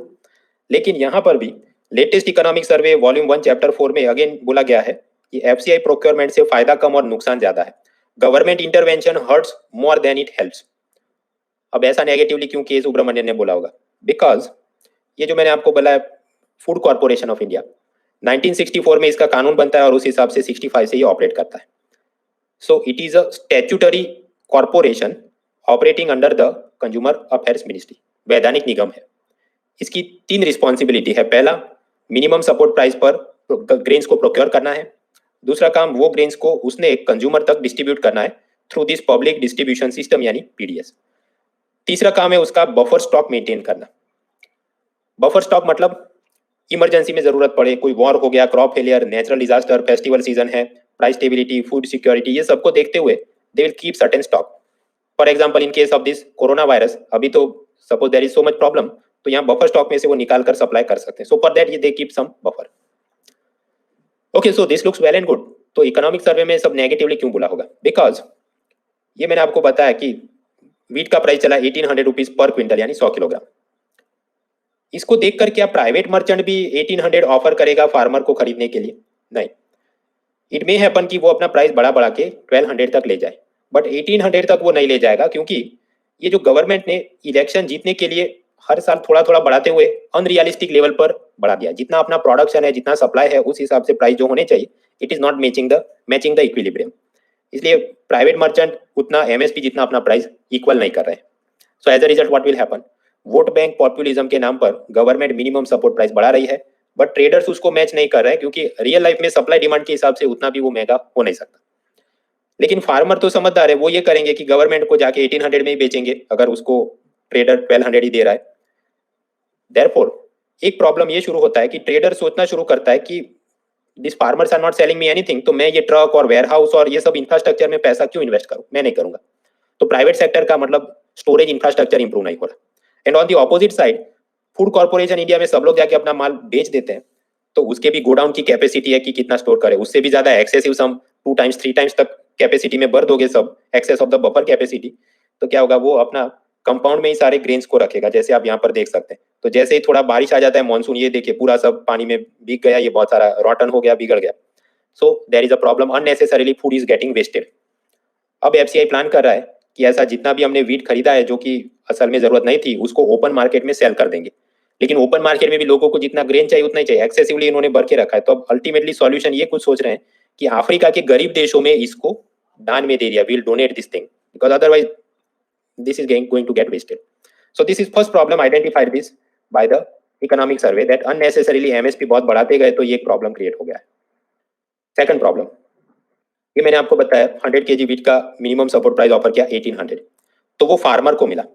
But food corporation of India के पॉइंट ऑफ व्यू से सोचो तो उसने तो उसको स्टोर भी करना है, डिस्ट्रीब्यूट भी करना है, ट्रक ड्राइवर को सैलरी देना है, ट्रांसपोर्ट कॉस्ट, डीजल कॉस्ट। तो इकोनॉमिक कॉस्ट जो अल्टीमेटली निकल के आता है वो निकलता है अराउंड 2700 रुपीज फॉर एफसीआई। जितना खरीद के रखा है उनकी लागत मूल्य इतना है। तो अगर 2700 रुपए 100 किलो के हैं, तो 1 किलो कितने में सेल करना चाहिए? एफसीआई ने 27 रुपये में सेल करना चाहिए, तब उनको नो प्रॉफिट नो लॉस की सिचुएशन आएगी। लेकिन वो 27 रुपये में किसी को सेल नहीं कर सकते, because national Food Security act, जिसके बारे में हम लोग 6th पिलर में आराम से पढ़ेंगे माल न्यूट्रिशन के साथ, ये फूड सिक्योरिटी एक्ट में ऐसा लिखा है कि ये जो भारत के गरीब लोग हैं उनको rice 3 rupees per KG, coarse grain मतलब ज्वार बाजरा है वो सब 1 रुपी पर केजी में सेल करना है, और ये जो वीट है उसको 27 रुपए नहीं सिर्फ 2 रुपी पर केजी में सेल करना है। और ये फूड सिक्योरिटी एक्ट ऐसा बना है कि भारत की 67% पॉपुलेशन उसमें कवर हो जाती है।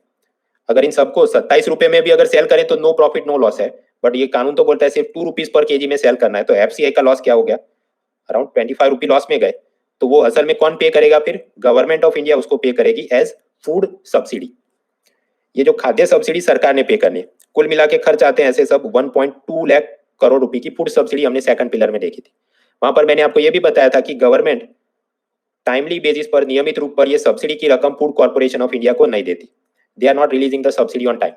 तो एफसीआई पर अपना धंधा, उन्होंने ये काम तो करना, ये भी प्रेशर है।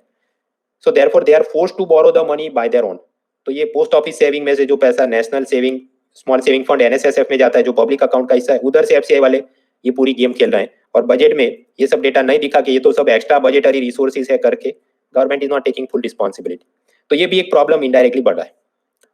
So then what we can do is, इतनी बड़ी सब्सिडी की रकम है, गवर्नमेंट को भी पता है हम लोग दे नहीं पा रहे हैं, इसलिए फिर एफसीआई को इनडायरेक्टली नहीं देकर फोर्स किया कि बाहर से बोरो करो। So we have to reduce this burden of subsidy. 1.2 lakh crore नहीं, सपोज ये सिर्फ 1 लाख करोड़ होना चाहिए। So how can we accomplish this? वो भी इकोनॉमिक सर्वे में उसने सजेस्ट किया है कि ये जो कानून में ऐसा बोला गया कि भारत की 67% पॉपुलेशन को कवर करो और उनको सिर्फ 2 रुपए में अनाज दो, but 67% of population is not so poor that they require 2 रुपी में ग्रेन ओनली। वो कुछ तो ऐसे 10-12 रुपए में भी खरीद सकते हैं। सो के सुब्रमण्यन सजेस्टेड कि ये 67% नहीं, हमने बॉटम की जो एकदम बॉटम में 20% पॉपुलेशन है उसको ये 2 रुपए में बेचना चाहिए और बाकी सब 1 रुपए 3 रुपए। Only they should be getting very cheap price. बाकी के जो लोग बचेंगे जो अभी बेनिफिशियरी है उनमें से जो रिलेटिवली लेस पुअर हैं, थोड़े कम गरीब हैं, उनको थोड़ा हायर प्राइस चार्ज करना चाहिए। सपोज उनको 2 रुपी नहीं एटलीस्ट 12 रुपी करो और एफसीआई को 27 रुपी चाहिए तो थोड़ा तो सब्सिडी का बर्डन पहले से ही सरकार का कम होगा। So that is also suggested by latest budget. Another thing, FCI ने बहुत सारा ग्रेन स्टोर किया है और उसमें स्टोरेज की प्रॉब्लम सब हमने देखा। ब्राजील, मैक्सिको, फिलीपींस में ऐसा एफसीआई जैसी वो सिस्टम नहीं चलाते। वहां पर होता है कंडीशनल कैश ट्रांसफर स्कीम, यानी सशर्त नकदी हस्तांतरण। ब्राजील में होता है बॉल्सो फैमिलिया, मैक्सिको में अपॉर्चुनिटी डेडाज, फिलीपींस में कुछ पेंटाविड फिलिपिनो। ये सिस्टम कुछ ऐसी होती है। कंडीशनल कैश ट्रांसफर मतलब आपकी फैमिली को रजिस्टर करेंगे, आपने बच्चों को स्कूल में भेजना होगा, कोई वैक्सीनेशन या वो देना है पोलियो की दवाई तो वो करानी होगी, only then conditionally monthly basis पर आपके बैंक अकाउंट में पैसा ट्रांसफर करेंगे या आपको फूड स्टैंप दिया जाएगा। वो फूड स्टैंप देकर आप प्राइवेट मर्चेंट के पास से अनाज ले सकते हो और फिर प्राइवेट मर्चेंट को सरकार पैसा दे देगी फूड स्टैंप के सामने। तो अभी जो सिस्टम है उसमें ऐसा किया जाए कि पीडीएस की शॉप में वो 2 रुपीज पर किलो वीट और सामने प्राइवेट शॉपकीपर तो वीट सेल करता होगा, वो तो करीब 30 रुपीज रखता होगा क्योंकि उसको तो थोड़ा प्रॉफिट भी कमाना है। तो गवर्नमेंट बोल दे बहुत सारे गरीब लोगों को कि आप जाके प्राइवेट शॉपकीपर से 30 रुपये में खरीद लो और असल में फूड सिक्योरिटी एक्ट में जो बात थी 2 रुपए में आपको बेचना था, आपको मिलना चाहिए था, तो बाकी 28 रुपीज गवर्नमेंट आपके खाते में डायरेक्ट बेनिफिट ट्रांसफर में जमा करेगी and there will be some condition like you have to send the children to school वगैरह वगैरह। अगर ऐसा किया तो फायदा क्या है? फूड कॉर्पोरेशन ऑफ इंडिया ने बहुत ज्यादा अपने गोडाउन में अनाज रखना नहीं पड़ेगा because many people they can go and explore with the private sector. तो ये सब तो बात सर्वे ने बोली। बजट में क्या कहा है? लेटेस्ट बजट में बोला गया फूड कॉर्पोरेशन ऑफ इंडिया और नाफेड और ऐसी संस्थाएं, we will encourage them to set up more godowns. अब वो कैसे एनकरेज करेंगे वो भी मुझे चिंता होती है बिकॉज एक्स्ट्रा बजटरी रिसोर्सेज के नाम पे खुद तो पैसा देते नहीं और उनको बोलते जाके बाजार से बोरो कर, then how are you going to encourage them to create godowns? खैर, दूसरा बोला गया इंडियन रेलवे के अंदर रेफ्रिजरेटेड कोच बनाए जाएंगे, मतलब जहां पर बड़े फ्रिज की व्यवस्था हो ताकि मिल्क, वेजिटेबल, एग, मीट ये सब प्रोड्यूस को ट्रांसपोर्ट किया जा सके। फिर सिविल एविएशन मिनिस्ट्री नेशनल और इंटरनेशनल रूट पर एग्रीकल्चर कार्गो ट्रांसपोर्ट करने के लिए उड़ानों में they will approve some new flights and company. इससे फायदा क्या है? नॉर्थ ईस्ट और ट्राइबल डिस्ट्रिक्ट के अंदर बहुत सारे एक्सोटिक फ्रूट्स एंड फ्लावर होते हैं। एक्सोटिक मतलब जो कहीं बाहर नहीं मिलता हो, जैसे कोई ऑर्किड का फ्लावर देख लो या कुछ, तो वो भी वो लोग इंटरनेशनल लेवल पर तुरंत बिगड़े उससे पहले ही एरोप्लेन में भर के सेल कर दे, they will get more money. So like that एक तो किसान रेल करेंगे और ये जो सिविल एविएशन वाले नया फ्लाइट परमिट करेंगे उसको बोला जाएगा Krishi Udan. So yes, that type of things are explored. अब नेक्स्ट सेगमेंट आता है मिनिमम सपोर्ट प्राइस की कुछ लिमिटेशंस और उसके लड़ने के लिए पीएम आशा योजना। बट वो पूरी चीज एक साथ पढ़ने में मजा आएगा। सो ये जो हमने अभी तक 312 पेजेस तक देखा है, so please take a break for 5 minutes, ऊपर ऊपर से देख लो and then we will continue forward. A break for 5 minutes.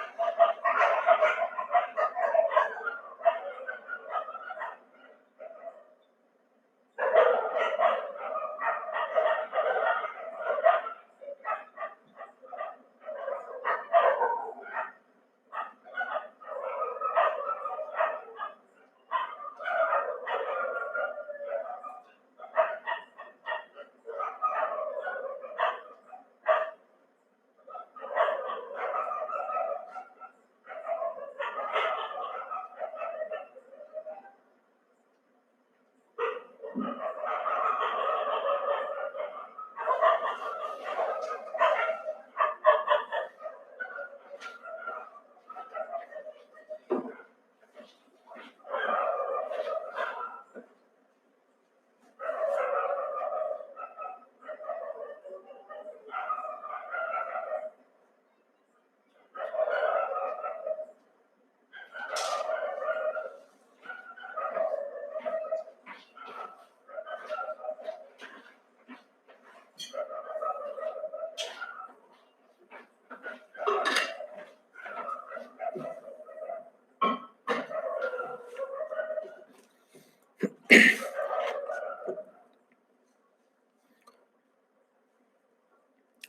We are looking at the minimum support price, but वहां पर सब कुछ ठीक नहीं है। फूड कॉर्पोरेशन ऑफ इंडिया को क्या प्रॉब्लम्स आ रहे हैं, लेटेस्ट इकोनॉमिक सर्वे ने कुछ सजेशंस दिए। Apart from that MSP system की खुद की कुछ लिमिटेशंस या मर्यादाएं। ये जो प्रोक्योरमेंट होता है वो यूजुअली सिर्फ राइस और व्हीट के लिए होता है। बाकी जो चीजें जैसे पल्सीज, ऑयल सीड और बाकी जो कुल मिलाकर 23 क्रॉप्स है, सभी के अंदर प्रोक्योरमेंट होता नहीं, सिवाय कि रेयर केस में थोड़ा पल्सीज को ले लिया या ऑयल सीड को ले लिया।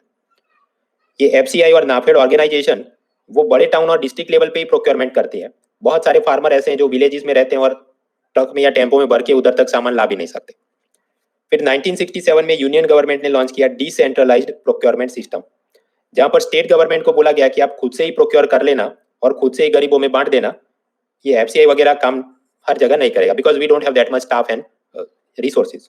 बट वो भी बहुत ज्यादा सक्सेसफुल नहीं रहा।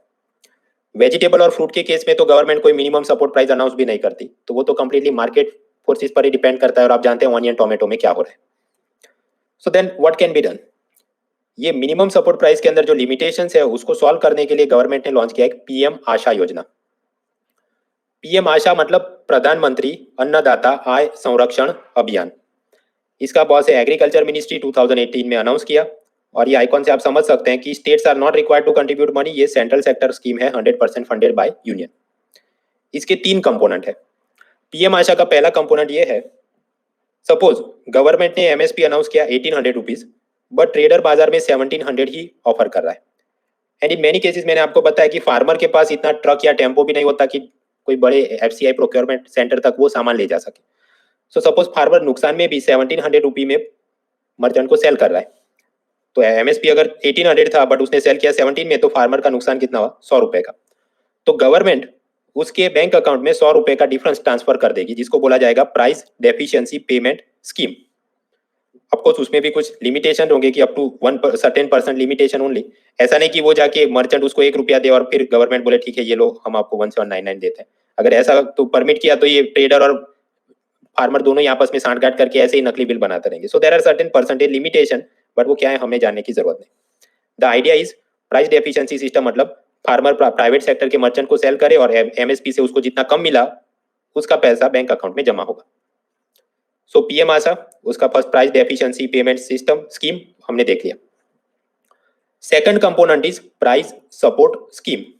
प्राइस सपोर्ट स्कीम मतलब ज्यादातर जो पहले सिर्फ राइस और व्हीट के लिए प्रोक्योरमेंट होता था, उससे आगे बढ़ के एफसीआई, नाफेड ये लोग पल्सीज मतलब दाल के अंदर भी, ऑयल सीड और कोपरा कोकोनट के अंदर भी फिजिकल प्रोक्योरमेंट करेंगे, ऐसा अनाउंस किया। And third component is private procurement stockist scheme.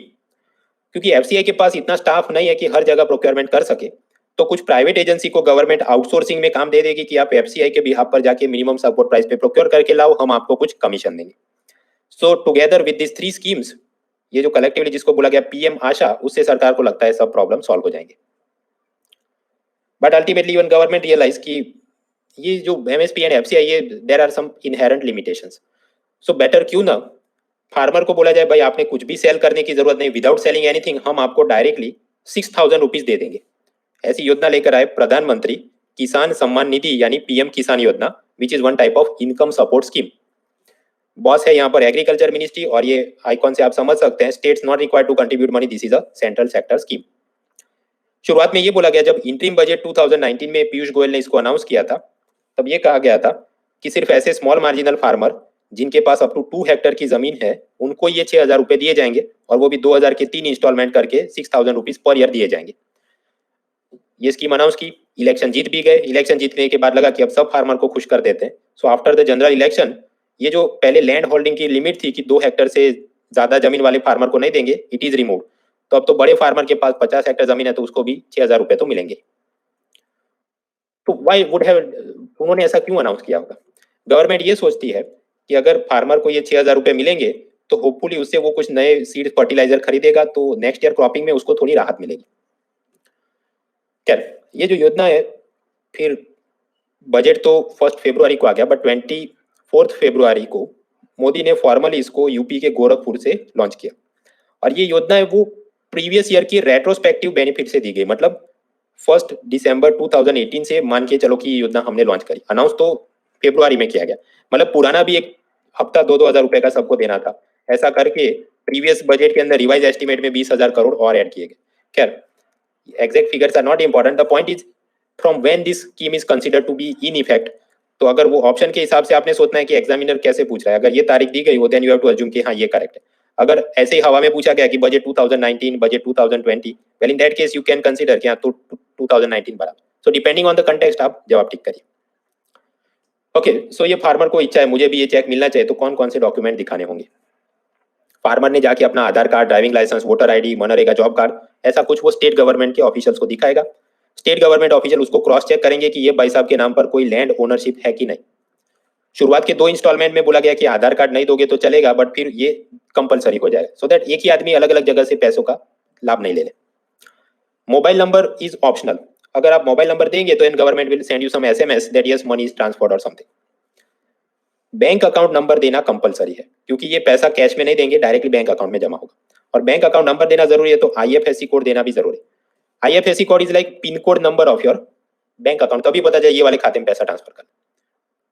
Mechanism में यूनियन गवर्नमेंट पैसा देगी स्टेट गवर्नमेंट को, स्टेट गवर्नमेंट बेनिफिशियरी के बैंक अकाउंट में पैसा ट्रांसफर करेगा। अगर कोई फरियाद है तो डिस्ट्रिक्ट लेवल पर उसका ग्रीवेंस रेड्रेसल कमेटी, शिकायत निवारण समिति भी बनाई गई है। तो हाँ ठीक, अच्छा लगता है सब, but of course there are some criticism and challenges.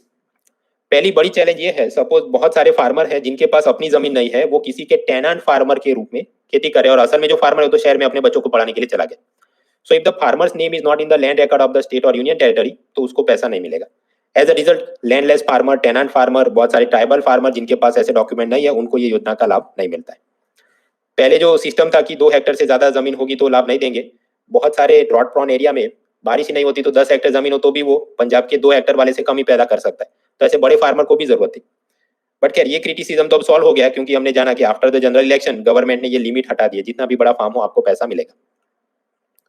Another criticism is 6,000 rupee are very insufficient. जितना सीड फर्टिलाइजर फार्म लेबरर को, जो लेबरर को पैसा देना है, उसके सामने 6,000 नॉट सफिशिएंट।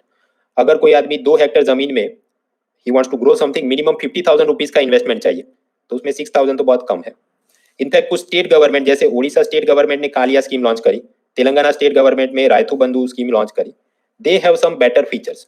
या तो वहां पर पैसा ज्यादा दिया जाता है 6,000 से, या फिर कि लैंडलेस फार्मर है जिसका लैंड रिकॉर्ड या जमीन नहीं है ओनरशिप में, उसको भी थोड़ा थोड़ा पैसा इंस्टॉलमेंट में देते हैं। So they are running better schemes. But उसका काउंटर आर्ग्यूमेंट ये है कि 14 फाइनेंस कमीशन उसने 42% टैक्स डेवोल्यूशन दिया, फिर 15 फाइनेंस कमीशन इतने दिया 41%। तो स्टेट गवर्नमेंट को ढेर सारा पैसा मिला, तो अब तेलंगाना सरकार या उड़ीसा सरकार ऐसा कुछ चला है, well let them be, it is not a bad thing. Union government के तो खुद के फिजिकल डेफिसिट टारगेट है, तो वो दूसरों की देखा देखी में हम भी अब 50,000 रुपए देंगे, दैट इज नॉट पॉसिबल। और फार्मर उसके पास तो ऑप्शन है ही, वो दोनों ही स्कीम को बेनिफिट ले सकता है। यूनियन से सपोज 6,000 रुपए ले ले और स्टेट की कोई स्कीम हो उसमें से 10,000 मिले, तो हाँ वो तो दोनों जगह लाभ ले सकता है, then he will get 16,000 rupees. So as a result वो कोई क्रिटिसिज्म नहीं है।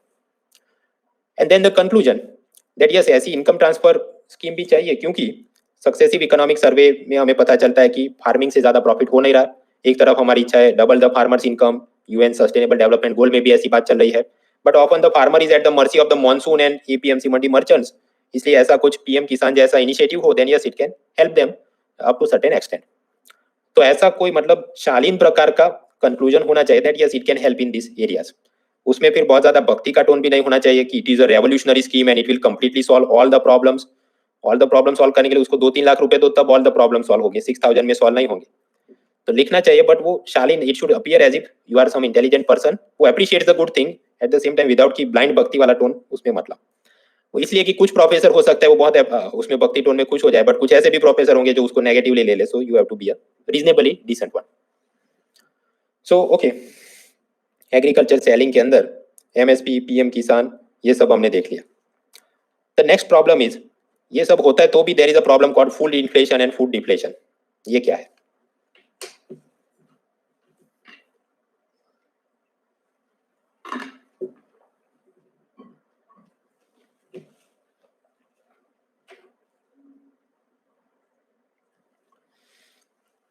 हम लोग पिलर 4C में देखेंगे कंज्यूमर प्राइस इंडेक्स क्या होता है, पर उसमें से आपको कुछ आंकड़े ऐसे निकल सकते हैं, जैसे एक होता है कंज्यूमर फूड प्राइस इंडेक्स। उसमें अगर ऐसा लिखा हो 2019 दिसंबर और लिखा हो 14.1%, so what is the meaning of that? उसका मतलब ये है कि उससे एक साल पहले उसी महीने में, मतलब 2019 दिसंबर की बात हो रही है, तो उससे एक साल पहले उसी महीने में, मतलब 2018 दिसंबर में जो प्राइस चल रहा था एग्रीकल्चर ये सब कमोडिटी का, ऑनियन टोमेटो वगैरह का, उसके सामने 14% प्राइस बढ़ गया है with in 1 year. That is the interpretation. तो मतलब ऐसा प्रीवियस ईयर के साथ कंपेयर करके बोलता है। तो आप पाएंगे कि कांग्रेस सरकार के जमाने में भी food inflation was very high, 2 digit में चला गया था। फिर मोदी सरकार आई तो थोड़ा थोड़ा कंट्रोल में आ गया। डिमोनेटाइजेशन के बाद तो बहुत ही कंट्रोल में आ गया, इनफैक्ट नेगेटिव जोन में चला गया, मतलब प्रीवियस ईयर के कंपैरिजन में चीजें सस्ती भी हो गई थी। बट हम लोग अगर 2019 जुलाई से देखना शुरू करें तो ये फूड इन्फ्लेशन जब मारते मारते बढ़ रहा है एंड ऑलमोस्ट लाइक 2 डिजिट में चला गया है, जिसका कारण ये ऑनियन टोमेटो सबके प्राइस बढ़ते रहते हैं। So our topic is this food inflation. Green revolution आया, हरित क्रांति के चलते सीरियल प्रोडक्शन, राइस, व्हीट, उसमें तो हमने सेल्फ सफिशिएंसी हासिल कर दिए, हम स्वनिर्भर हो गए। लेकिन ये जो पेरिशेबल फ्रूट एंड वेजिटेबल है, ऑनियन टोमेटो, ये सब they have remained our Achilles heel. Achilles heel वो ग्रीक दंत कथा में ऐसा है कि वहां पर मारोगे अकिलीस मर जाए, जस्ट लाइक दुर्योधन को जांग पे मारोगे वो मर जाएगा। सो जस्ट लाइक दैट हमारा प्रॉब्लम ये है, व्हीट राइस में तो there is no shortage, but onion tomato की बात करो, it is like our problem area. So seasonal spike in the onion tomato pulses, ये एक प्रकार का रिकरिंग नाइटमेयर है, सब मिडिल क्लास फैमिली को ये खराब सपना देखना पड़ता है। और उसके कारण क्या है? There are some common factors, there are some factors कि जो ऑनियन को प्राइस को बढ़ा देते हैं, कुछ टोमेटो के प्राइस को बढ़ाते हैं, कुछ पल्सीज के प्राइस को बढ़ाते हैं। लास्टली गवर्नमेंट ने इसके खिलाफ क्या सॉल्यूशन लिए, that we have to study. First of all the common factors. Common factor समझने में आसान है। मॉनसून अच्छा नहीं हुआ, ये लोकस्ट अटैक, टिड्डियों का हमला हो गया, या दूसरा कोई पेस्ट अटैक हो गया, so then there will be a supply side shortage. Bharat के अंदर ये कोल्ड स्टोरेज, वेयर हाउसिंग, वो सब की सुविधा नहीं। होर्डिंग यानी संग्रहखोरी, काला बाजारी, वो भी होती है, जानबूझ के व्यापारी स्टॉक नहीं निकालेगा ताकि आर्टिफिशियली प्राइस बढ़ सके। सो this type of things they will increase the price. सामने डिमांड साइड के भी इशू है, अगर डिमांड बढ़ेगी तो प्राइस बढ़ जाएगा। भारत के अंदर मिडिल क्लास फैमिली बढ़ रही है, उनकी डिस्पोजेबल इनकम बढ़ रही है, so now they want to buy more fruits, vegetable, salad चाहिए हमको लंच के साथ, and so yes demand will increase, and as a result demand बढ़ेगी, सप्लाई नहीं बढ़ेगा तो प्राइस बढ़ जाएगा। Another common factor, consider the case of minimum support price for the wheat. 2004 Congress सरकार में था 100 kg का 630 रुपी, 2009 में बढ़ा के कर दिया 1000 रुपी, मतलब इंक्रीज कितना है, अराउंड 400 रुपीज बढ़ा दिया। उसके सामने पल्सीज, मतलब ये अरहर, तुअर, ये सब दाल के अंदर पहले जितना था उससे उन्होंने कितना बढ़ाया, अराउंड 190 रुपीज ओनली।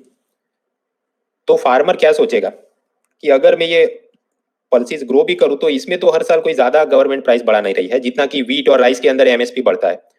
और वो इसलिए क्योंकि majority of the farmer wheat और राइस ही उगाते हैं, तो सरकार उनको ही खुश करना चाहेगी for the vote bank. So then many farmers they decided कि हम लोग ये पल्सीज, वेजिटेबल्स, ये सब क्यों ग्रो करें, हम लोग भी जाके ये व्हीट और राइस ही उगाते हैं ना, उसमें हमको ज्यादा पैसा मिलेगा, because quickly government price raise कर रही। Again you may start to wonder, but sir फिर भी वहां व्हीट का सपोज 1000 मिल रहा है, पल्सीज का 1500 मिला है, तो पल्सी से ग्रो करे ना। बट आपने पर किलोग्राम यील्ड भी सोचना होगा कि 1 एकड़ में से सपोज व्हीट कितना केजी पैदा हो सकता है और पल्स कितना केजी पैदा हो सकता है। So it is not like same thing कि ये और ये ज्यादा है। पॉइंट इज व्हीट राइस अगर ग्रो किया बहुत अच्छा, आराम से पैसा मिल जाता था। देन ऑब्वियसली दूसरे फार्मर जिन्होंने वेजिटेबल ग्रोइंग छोड़ दिया, पल्स ग्रोइंग छोड़ दिया, तो इन सब का सप्लाई कम हो जाएगा, तो मार्केट में इन्फ्लेशन बढ़ जाएगा। अनदर प्रॉब्लम, ये 2016 में डीमोनेटाइजेशन मतलब विमुद्रीकरण होता है। उसके बाद फार्मर जब अपने फ्रूट वेजिटेबल लेकर मर्चेंट के पास गए, तो मर्चेंट क्या बहाने बनाते थे, मेरे पास 500 के नोट तो वो तो पुराने हो, तो मैंने बैंक में दिए, बैंक वाले ने अभी तक मुझे नया नोट नहीं दिया वगैरह, तो मैं तो अभी तुमको सिर्फ 200 रुपीज ही दे सकता हूँ because I don't have the cash. ऐसे बहाने बनाकर फार्मर को वो बहुत कम पैसा दे रहे थे फॉर फ्रूट्स एंड वेजिटेबल। तो फार्मर फिर ये सोचेगा कि मैं ऑनियन टोमेटो क्यों ग्रो करूँ, उसमें तो एक्सप्लॉइट हो रहा हूँ, better I grow the wheat and rice, वो तो मिनिमम सपोर्ट प्राइस में एफसीआई में जाके बेचता हूँ।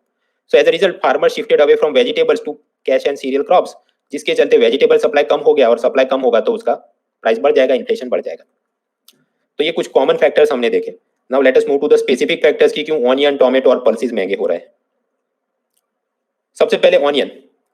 ऑनियन में प्राइस आपने देखा होगा कि 2019 में बढ़ते बढ़ते 1 किलोग्राम फॉर 140 रुपीज। इतना महंगा क्यों हो गया?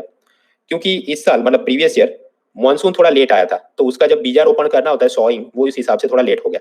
उसके बाद जब मानसून आया तो दे दनादन इतना मानसून आ गया कि प्रोलॉन्ग रेन्स, तो जो भी क्रॉप था वो बहुत ज्यादा डिस्ट्रॉय हो गया। उसके बाद सितंबर अक्टूबर में भी रेन इतना चालू रहा कि बहुत सारी जगह पर रोड कट गए, फ्लड की प्रॉब्लम आ गई। So the truck driver also could not transport the produce to the market. तो सप्लाई कम हो गया, डिमांड तो जितनी है उतनी है। So onion prices increase to 140 rupees per kg. Tomato भी बहुत बार महंगे हो जाते हैं, ऐसा क्यों? क्योंकि ग्लोबल वार्मिंग बढ़ रही है, तो अप्रैल मई के अंदर हीट वेव, वो लू और गर्म हवा बहुत ज्यादा बहती है। तो टोमेटो के जो नेशन फ्लावर बड होते हैं, उसके जो पुष्प होते हैं, वो जल्दी से मुरझा जाते हैं। एज ए रिजल्ट सप्लाई, उसका प्रोडक्शन कम हो जाता है। आपने कहीं पर वो पढ़ा होगा मल्टी ड्रग रेजिस्टेंस टीबी। लोग इतनी ज्यादा एंटीबायोटिक यूज करते हैं कि टीबी के बैक्टीरिया भी अब आप दवाई खाओ तो मरते नहीं। सिमिलरली फार्मर दे दनादन ऐसे अतरंगी कोई ना कोई पेस्टिसाइड और केमिकल यूज करते रहते थे कि ये सब कीटकों की भी इम्यूनिटी बहुत बढ़ गई है कि कीटनाशक दवा कुछ नहीं बगाड़ सकती। पेस्ट हैव बिकम रेजिस्टेंट और immune to the pesticides and as a result crop loss is also increasing.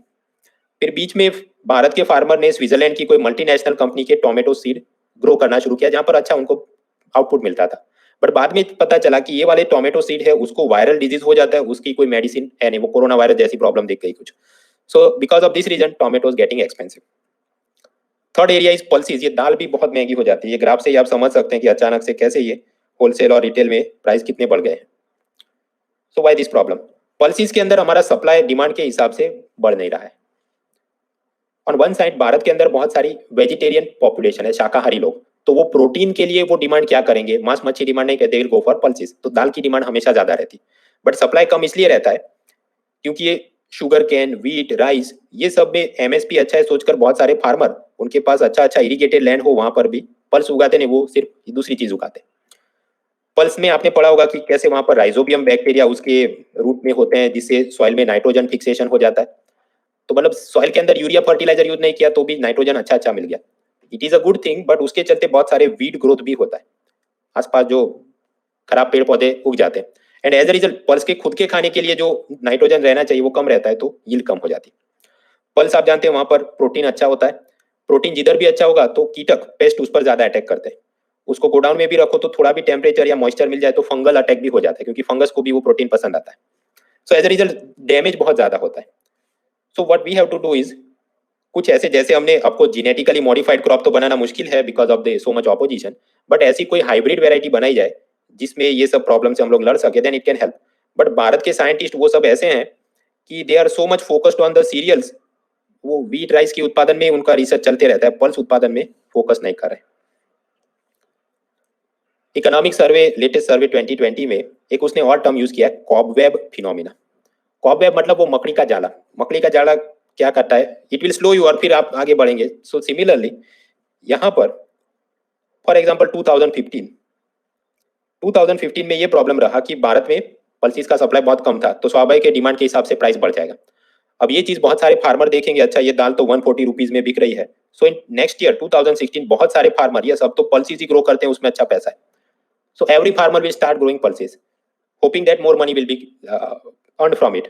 But फिर हो जाएगा एक्सेस सप्लाई, डिमांड से भी ज्यादा सप्लाई बढ़ जाए तो क्या होगा? प्राइस गिर जाएगा। So again the price will fall as you can see here. फिर 2017 नेक्स्ट ईयर फार्मर एंग्री हो जाइए, तो इसमें तो कुछ मजा नहीं, पल्स ग्रो नहीं करना, कुछ और करते हैं। So again pulse supply will decrease, तो फिर उसके बाद अगर ग्राफ ये आगे चला तो होगा ये वापस चले। सो like that after legs and unexpected and unrealistic type of expectation by the farmers, ये पूरा इन्फ्लेशन प्रॉब्लम होता है। क्योंकि फार्मर की जो एक्सपेक्टेशन होती है उस हिसाब से सब लोग एक तरफ हो जाते हैं, बट सामने जितनी जरूरत चाहिए डिमांड और सप्लाई के हिसाब से इट इज नॉट हैपनिंग। तो ये जो पूरी घटना है उसको बोला गया cobweb phenomena. So that is also responsible. अब इन सब से लड़ने के लिए गवर्नमेंट ने क्या क्या रिफॉर्म लिए है वो हम लोग देखते हैं। I just drink water and then will continue.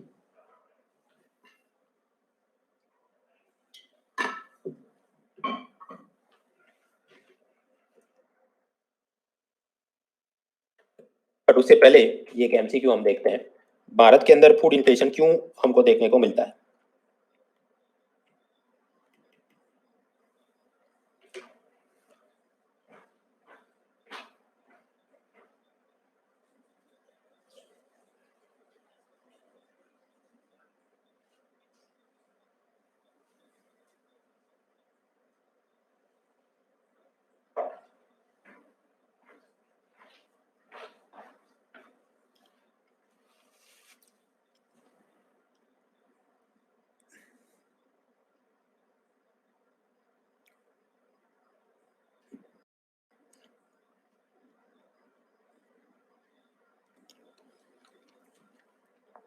आदर्श, समन्वय, दीपक,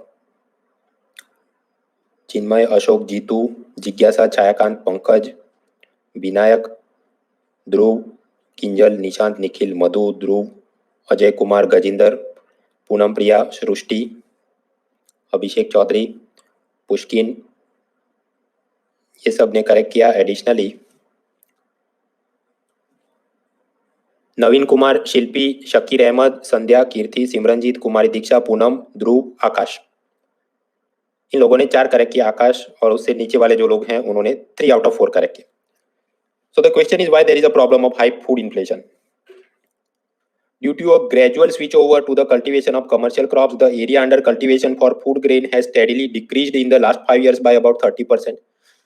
ये बात जम नहीं रही है क्योंकि the question was asked in 2011 और उससे पहले वाले आप साल सब देखें तो कांग्रेस सरकार की एमएसपी पॉलिसी ऐसी थी कि फूड ग्रेन में तो वो बहुत ज्यादा एमएसपी बढ़ाते थे। फूड ग्रेन मतलब राइस व्हीट, उसकी बात चले तो वहां पर मतलब फार्मर ने राइस व्हीट कल्टीवेट करना छोड़ दिया था, 30% एरिया कम हो गया था, ये बात जमती नहीं। So the first statement is wrong, जहां पर भी दिखे उड़ा दो। So A is gone, C is gone and D is gone. So the answer is 2 and 3 only. Second statement क्या बोलता है? Rising income, the consumption pattern of the people have undergone significant change. हाँ, वो बात बराबर है। Now people are demanding more fresh fruits and vegetable क्योंकि उनके पास पैसा है। फूड सप्लाई चेन है स्ट्रक्चरल कंस्ट्रेंट, यस, जैसे कोल्ड स्टोरेज फैसिलिटी नहीं है, ट्रांसपोर्टेशन फैसिलिटी नहीं, तो ऑनियन टोमेटो बिगड़ भी जाते हैं, जल्दी आ नहीं पाते वगैरह। Anyway, so the next part of the lecture is what has been done by the government. Bharat में आप जानते हैं बहुत सारे ऑनियन हम लोग अफगानिस्तान से लेकर मिडिल ईस्ट कंट्री को एक्सपोर्ट करते हैं। वहां पर commerce ministry they announce the minimum export price. Suppose 2018 दिसंबर में बोला 400 रुपीज, उसका मतलब है कि लेस देन 400 रुपीज में कोई भारत का व्यापारी बाहर ऑनियन एक्सपोर्ट नहीं कर पाएगा। इससे कम दामों में सरकार किसी व्यापारी को निर्यात नहीं करने देगी। ऐसा क्यों करेंगे? सो दैट लोकल मार्केट में अमाउंट अवेलेबल रहे। और फिर 2019 सितंबर तक जब बहुत इन्फ्लेशन बढ़ जाता है ऑनियन में, सो दैट मीन्स एक्सपोर्ट को और स्टॉप कर दिया जाए ताकि भारत की पब्लिक को खाने के लिए ऑनियन ज्यादा रहे। तो वो ये क्या करेंगे, मिनिमम एक्सपोर्ट प्राइस को ऑलमोस्ट डबल कर दिया, 850। अगर इतनी ऊंची रकम कोई फॉरेनर दे रहा है then yes, Indian government will allow the export, otherwise तो लोकल मार्केट में ही फार्मर ने बेचना पड़ेगा। So like that it will help increasing the supply of the commodity in the local market. Additionally, Consumer Affairs Ministry, उसके नीचे ये icon से हम देख सकते हैं सेंट्रल सेक्टर स्कीम बनाई गई, मतलब 100% फंडेड बाय यूनियन, जिसका नाम है price stabilisation fund. Price stabilisation fund में से एफसीआई, नाफेड और दूसरी सेंट्रल और state agency, even commerce ministry के अंदर याद करो एक एमएमटीसी थी, जिसका असल में काम क्या था, वो गोल्ड मोनेटाइजेशन स्कीम के अंदर वो गोल्ड लेकर फिर गोल्ड कॉइन बनाते वगैरह। इन सबको इंटरेस्ट फ्री लोन दिया जाता है ये बोल के कि आप पल्सेस, पेरिशेबल वेजिटेबल ये लोकल मार्केट और फॉरेन मार्केट से खरीद के लाओ और आम आदमी को रीजनेबल प्राइस पर बेचो। जैसे ये एमएमटीसी वालों ने ऑनियन प्राइस बहुत बढ़ गए तो तुर्की, इजिप्ट में से ऑनियन खरीदे और वो भारत में आके गरीबों को सेल कर रहे हैं। So that is the objective of price stabilisation fund. Through out the year tomato, onion, potato यानी टीओपी की सप्लाई बनी रहे, बिकॉज उसका हार्वेस्ट और सोइंग तो सीजनल होगा, उस हिसाब से सप्लाई जिगजैग होती रहेगी। बट अगर हम लोग कोल्ड स्टोरेज, ट्रांसपोर्टेशन ये सब फैसिलिटी का इंफ्रास्ट्रक्चर इंप्रूव करें तो रीजनेबल अमाउंट ऑफ सप्लाई पूरे साल हमको मिल सकती है। इसके लिए फूड प्रोसेसिंग मिनिस्ट्री ने नाफेड को 500 करोड़ दिए और उसमें से नाफेड वाले सब फार्मर के self help group, food processing कंपनियों को सब्सिडी देते हैं ताकि वो ऑनियन, टोमेटो एंड पोटैटोज के कोल्ड स्टोरेज, ट्रांसपोर्टेशन का इंफ्रास्ट्रक्चर इंप्रूव कर सके। इसको बोला गया operation greens for TOP, tomato, onion, potato. FCI का काम क्या है? किसानों से प्रोक्योर किया एंड बाय डिफॉल्ट वो सारा जो भी अनाज प्रोक्योर किया वो पब्लिक डिस्ट्रीब्यूशन शॉप, राशन की दुकान से गरीबों को देना है और ये सरकारी स्कूलों में मिड डे मील स्कीम के नाम पर बच्चों को खिलाना है। But suppose there is a heavy inflation in the rice and wheat, तो ओपन मार्केट सेल के नाम पर ये जो अनाज खरीदा है उसमें से कुछ वो बाजार में भी बेच देंगे ताकि व्हीट और राइस का सप्लाई बढ़ सके और इसका इन्फ्लेशन कंट्रोल में रहे। बट एनीवेज ये जो गवर्नमेंट का OMSS यानी ओपन मार्केट सेल स्कीम है, it is not very useful क्योंकि राइस और व्हीट में इन्फ्लेशन का प्रॉब्लम नहीं, problem is in onion and tomatoes जो एफसीआई प्रोक्योर नहीं करती। ऑनियन इन्फ्लेशन में और क्या क्या कदम उठाए गए 2019 में? धीरे धीरे तो उन्होंने मिनिमम एक्सपोर्ट प्राइस बढ़ाया था, बट अल्टीमेटली आफ्टर सितंबर 2019 लगा कि नहीं, एक्सपोर्ट कंप्लीटली बंद कर दो, सारा ऑनियन भारत का भारत में ही रहेगा, तभी सप्लाई स्टेबल होगा। सिर्फ आंध्र प्रदेश के कृष्णापुरम ऑनियन का एक्सपोर्ट अलाउ रखा है। ये कृष्णापुरम ऑनियन उस वो साइज में बहुत बड़े होते हैं और वो बहुत ही तीखे होते हैं, वेरी स्पाइसी। तो भारत के जो फूड आइटम है उसमें उसको इतना यूज नहीं करते, कंपेरेटिवली वो थाईलैंड वियतनाम वगैरह में दे प्रीफर इट मोर। तो अगर ये कृष्णापुरम ऑनियन भारत में भी रहे तो then many people will not buy because of the pungent taste, इसलिए उसको अलाउ किया एक्सपोर्ट में, बाकी सबका बैन कर दिया। फिर इनकम टैक्स ऑफिसर ने बहुत सारे ट्रेडर के ऊपर रेड करा कि आपके पास कितना स्टॉक है, आप टैक्स भरते हैं कि नहीं वगैरह। सो एज अ रिजल्ट ट्रेडर थोड़े डर में आ जाएंगे और अगर कोई होर्डिंग कर रहा है कम करेगा। गवर्नमेंट ने स्टेट गवर्नमेंट को भी बोला है कि आप स्टॉक लिमिट इंपोज करो वगैरह। लॉन्ग टर्म सोल्यूशन तो मतलब फार्मर कोऑपरेटिव सीधा ही कस्टमर को बेचे ताकि ये जो बीच में सब मिडल मैन एजेंट होते हैं उसका कमीशन कम हो सके। कोई भी होर्डिंग कर रहा है संग्रहखोरी उसको लड़ाया जाए, कोल्ड स्टोरेज वेयरहाउस बनाए वगैरह। इसी के अनुसंधान में there is one act called essential commodities act 1955 में बनाया गया। उसका ऑब्जेक्टिव ये है कि फूड, फ्यूअल, मेडिसिन, फर्टिलाइजर ये सब क्या है, आवश्यक वस्तुएं, उसका अगर कोई व्यापारी होर्डिंग शुरू करे, जानबूझ के स्टॉक बढ़ा दे, बाजार में बेचे नहीं, प्राइस को आर्टिफिशियली इन्फ्लेट करे, उससे लड़ने के लिए ये सब पावर दिए गए हैं स्टेट गवर्नमेंट्स को। यूनियन तो सिर्फ कानून बनाएगा, स्टेट गवर्नमेंट को पावर दिए गए हैं कि वो स्टॉक होल्डिंग लिमिट प्रिस्क्राइब करे। सपोज ऐसा बोल दे, no trader can keep more than suppose 50 kilogram of onion in the godown, यानी बाकी सब उसने बाहर मार्केट में सेल करने के लिए निकालना होगा, इससे ज्यादा गोडाउन में नहीं छिपा सकते, बेचने के लिए निकालना होगा। नाउ अगेन ये सब हो रहा है, तो इस बार इकोनॉमिक सर्वे वॉल्यूम 1 चैप्टर 4 वहां पर ये भी बोला गया एसेंशियल कमोडिटीज एक्ट, आवश्यक वस्तु अधिनियम, उससे फायदा कम नुकसान ज्यादा है। This intervention hurts more than it helps. So how is that possible? क्योंकि के सुब्रमण्यन ने सब डेटा निकाला कि 2019 में ही ये ऑनियन का प्राइस का प्रॉब्लम चल रहा था, तो अलग अलग स्टेट गवर्नमेंट ऑफिशियल्स ने कुल मिलाकर 76,000 ट्रेडर्स पर रेड करी। नाउ इफ यू अज्यूम कि वो सब बदमाश थे तो उसमें से कितने ऊपर पेनल्टी लगी? Hardly 3,000 traders were penalized. यानी दो बातें हो सकती थी, बाकी के जितने भी सम 73,000 ट्रेडर वो एकदम ऑनेस्ट थे, या फिर कि उन सबसे ब्राइब लेकर इन्होंने छोड़ दिया है। सो इट अपीयर्स कि मोस्टली केस यही दिखता है कि raid is mainly done for harassing the trader for bribe, it is not for some genuine reason. या तो सब लोग बदमाश है या फिर कि ज्यादातर लोगों को सिर्फ परेशान करने के लिए, ब्राइब लेने के लिए रेड की जाती। So state government official conduct the raid with bribe motive, पहला कारण। दूसरा, ये state government randomly stock limit impose करती है, कभी बोलेगी 50 किलो से ज्यादा नहीं रख सकते, कभी बोलेगी 80 किलो के साथ ज्यादा नहीं रख सकते। बट ये सब का भी सुब्रमण्यन ने एनालिसिस किया तो 2019 का ऑनियन इन्फ्लेशन, 2006 का पल्स इन्फ्लेशन या 2009 का शुगर इन्फ्लेशन, चीनी महंगी हो गई थी, इनमें कहीं पर भी ये सबसे कोई प्राइस कम हुआ हो ये उसको दिखा नहीं। वो तो over the period of time जब सप्लाई बढ़ा तभी प्राइस में कुछ स्टेबिलिटी आई थी। इनफैक्ट ये असेंशियल कमोडिटी एक्ट में रैंडमली जो स्टॉक लिमिट बना देते हैं 50 kg and 80 kg and 100 kg, तो ट्रेडर के पास कोई इंसेंटिव नहीं रहता कि वो अपनी वेयर हाउसिंग और स्टोरेज फैसिलिटी को बढ़ाए, क्योंकि उसको डर लगता है मैं 100 किलो का गोडाउन भी बनाऊं, ये लोग आके कुछ करेंगे। So it discourages the infrastructure development.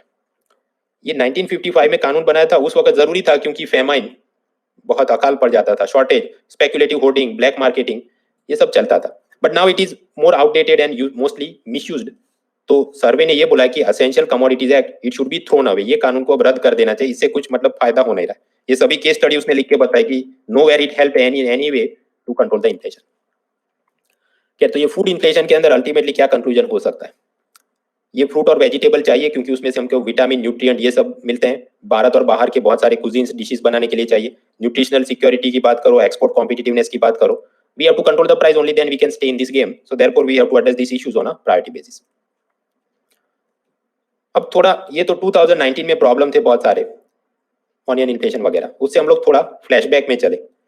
ये देखो 2016 से लेकर आप देखेंगे तो प्राइस अचानक से बहुत गिर गए थे। उस वक्त जो प्रॉब्लम था उसको आप बोलेंगे फूड डिफ्लेशन, मतलब खाद्य के जो भी भाव चले थे उसमें अपस्फीति थी, दाम गिर रहे थे।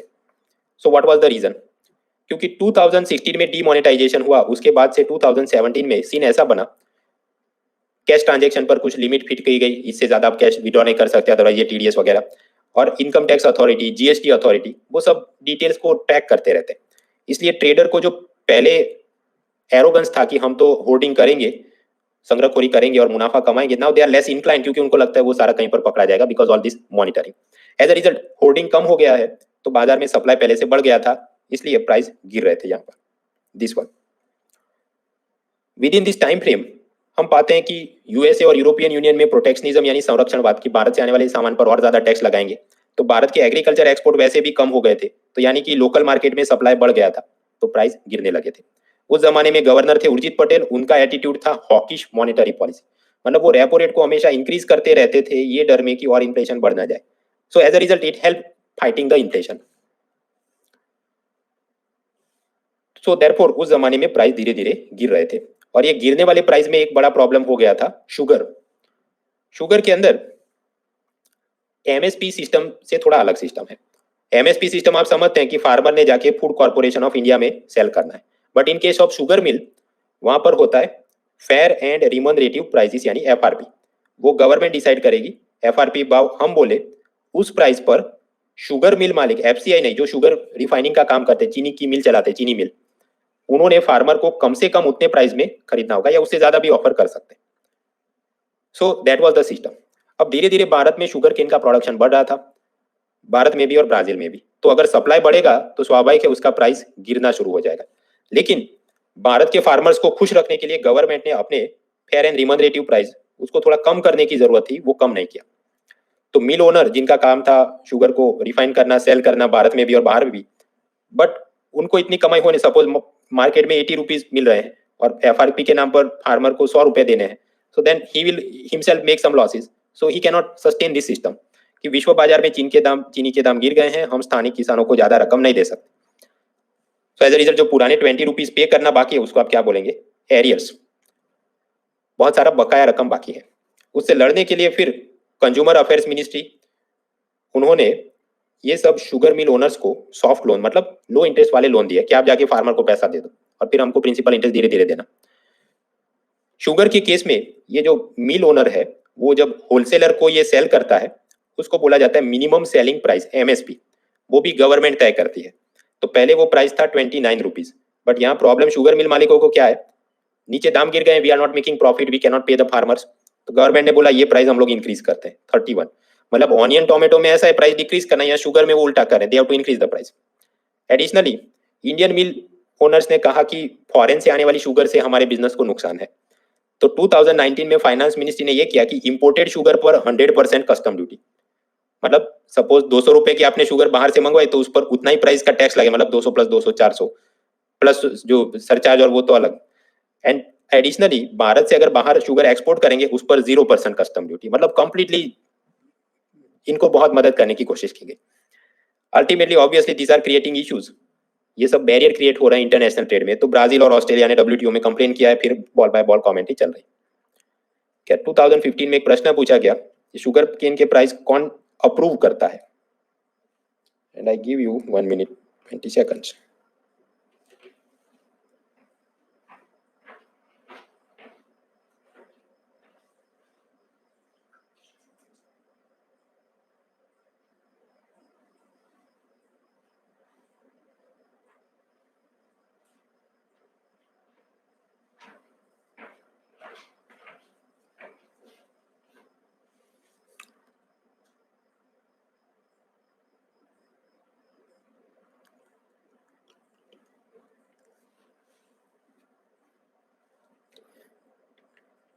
अंकिता, चिन्मया, आदित्य, इंद्रजीत, प्रवीण, आशुतोष, संदीप, पूर्णचंद्रा, प्रशांत, विकास, मनीष, रोहित, यूपीएससी, सिद्धेश, जीतू, अंकिता, पवन कुमार, साई चैतन्य, श्रुति, धीरज, सनी, ऋषव, आयुष, शशांक, पूजा, अमन, अजीत, क्रांति, सैम, अश्विनी, पलाश मिश्रा, अमन, शिल्पी, अंकुर, भूपेश, अश्विनी, सुनील, नेहा, ध्रुवराज, पवन, अमन, सचिन, यामिनी, विवेक, काव्या, शकीर, कीर्ति, ये सब ने करेक्ट किया। एडिशनली शकीर अहमद, शिल्पी मुखर्जी, कीर्ति सेलवन, संध्या, सिमरनजीत, कुमारी दीक्षा, ध्रुवराज, ये ऐसे जिन लोगों ने आज 5 में से 5 करेक्ट किए। देन आकाश, आरिज, रोहन और बाकी सबने 4 आउट ऑफ 5 करेक्ट किए, so congratulations. Question is the fair and remunerative prices they are approved by, approve कौन करता है, there is one CACP commission जो उसको डिसाइड करके वो सरकार को सजेस्ट करता है कि इतना होना चाहिए, बट अप्रूवल और वो फाइनली किसके पास है, that is by prime minister की जो cabinet committee on economic affairs है वो करती। सो ये इज द आंसर। बट यहाँ पर भी मैं आपको क्वेश्चन करूंगा, पहला स्टेटमेंट आपको दिख जाए तो ऐसा नहीं उसको तुरंत टिक करो, ऑलवेज कीप अ हैबिट बाकी के सब स्टेटमेंट भी पढ़ने हैं। कमीशन फॉर एग्रीकल्चर, हाँ वो कुछ कैलकुलेट करके देते होंगे बट वो अप्रूवल फाइनल उनके पास नहीं। Direct rate of marketing infection वो कोई लगता नहीं। एग्रीकल्चर प्रोड्यूस मार्केटिंग कमिटी वो तो इंडिविजुअल लेवल पर होगी डिस्ट्रिक्ट में, वो कैसे कर सकती है पूरे भारत के लिए। So other options are wrong, therefore A is the answer. क्योंकि कई बार ऐसे ट्रिकी एमसीक्यू सेट करते हैं जहां पर प्रीमा फेसी प्रथम दृष्टया हमको लगे ये करेक्ट होना चाहिए, बट वो होता नहीं हर बार। So always keep the habit, बाकी के रॉन्ग है कि नहीं चेक करो। तो यानी आज हम लोगों ने ये सब लोन इंश्योरेंस यूज करके फिर क्रॉप आउटपुट निकाला था। उसमें भी आपने देखा कैसे क्रॉप रेसिड्यू, फसल अवशेष जलाते थे पंजाब हरियाणा वाले, तो वो ब्रिकेट्स बनाने हैं कोल के साथ जला के इलेक्ट्रिसिटी बना वगैरह, सर्वे के सजेशन देखे। फिर एग्रीकल्चर सेलिंग में ये एपीएमसी, ई NAM, agriculture export, MSP, PM आशा, पीएम किसान, फूड इन्फ्लेशन, फूड डिप्लेशन, और साथ ही साथ लेटेस्ट इकोनॉमिक सर्वे में इन सब जगह मेजोरिटी ऑब्जर्वेशन क्या था, गवर्नमेंट में जो भी किया उससे फायदा कम नुकसान ज्यादा हुआ है। तो ये पुराने कानून और सिस्टम में थोड़े रिफॉर्म्स की जरूरत है, चाहे वो एफसीआई देख लो या एसेंशियल कमोडिटीज एक्ट देख लो, all this thing he has said. तो कल सुबह उठ के ये सब आप पढ़ लेना, और कल रात से हम लोग कंटिन्यू करेंगे ये बाकी के topic, agriculture, production, processing, allied, और उसके बाद हम लोग जाएंगे पिलर 4 भी, मैन्युफैक्चरिंग सेक्टर, जिसका हैंडआउट मैंने ऑलरेडी अपलोड कर दिया है, तो वो भी कल सुबह आराम से डाउनलोड कर देना। So I end the class here and tomorrow we shall meet.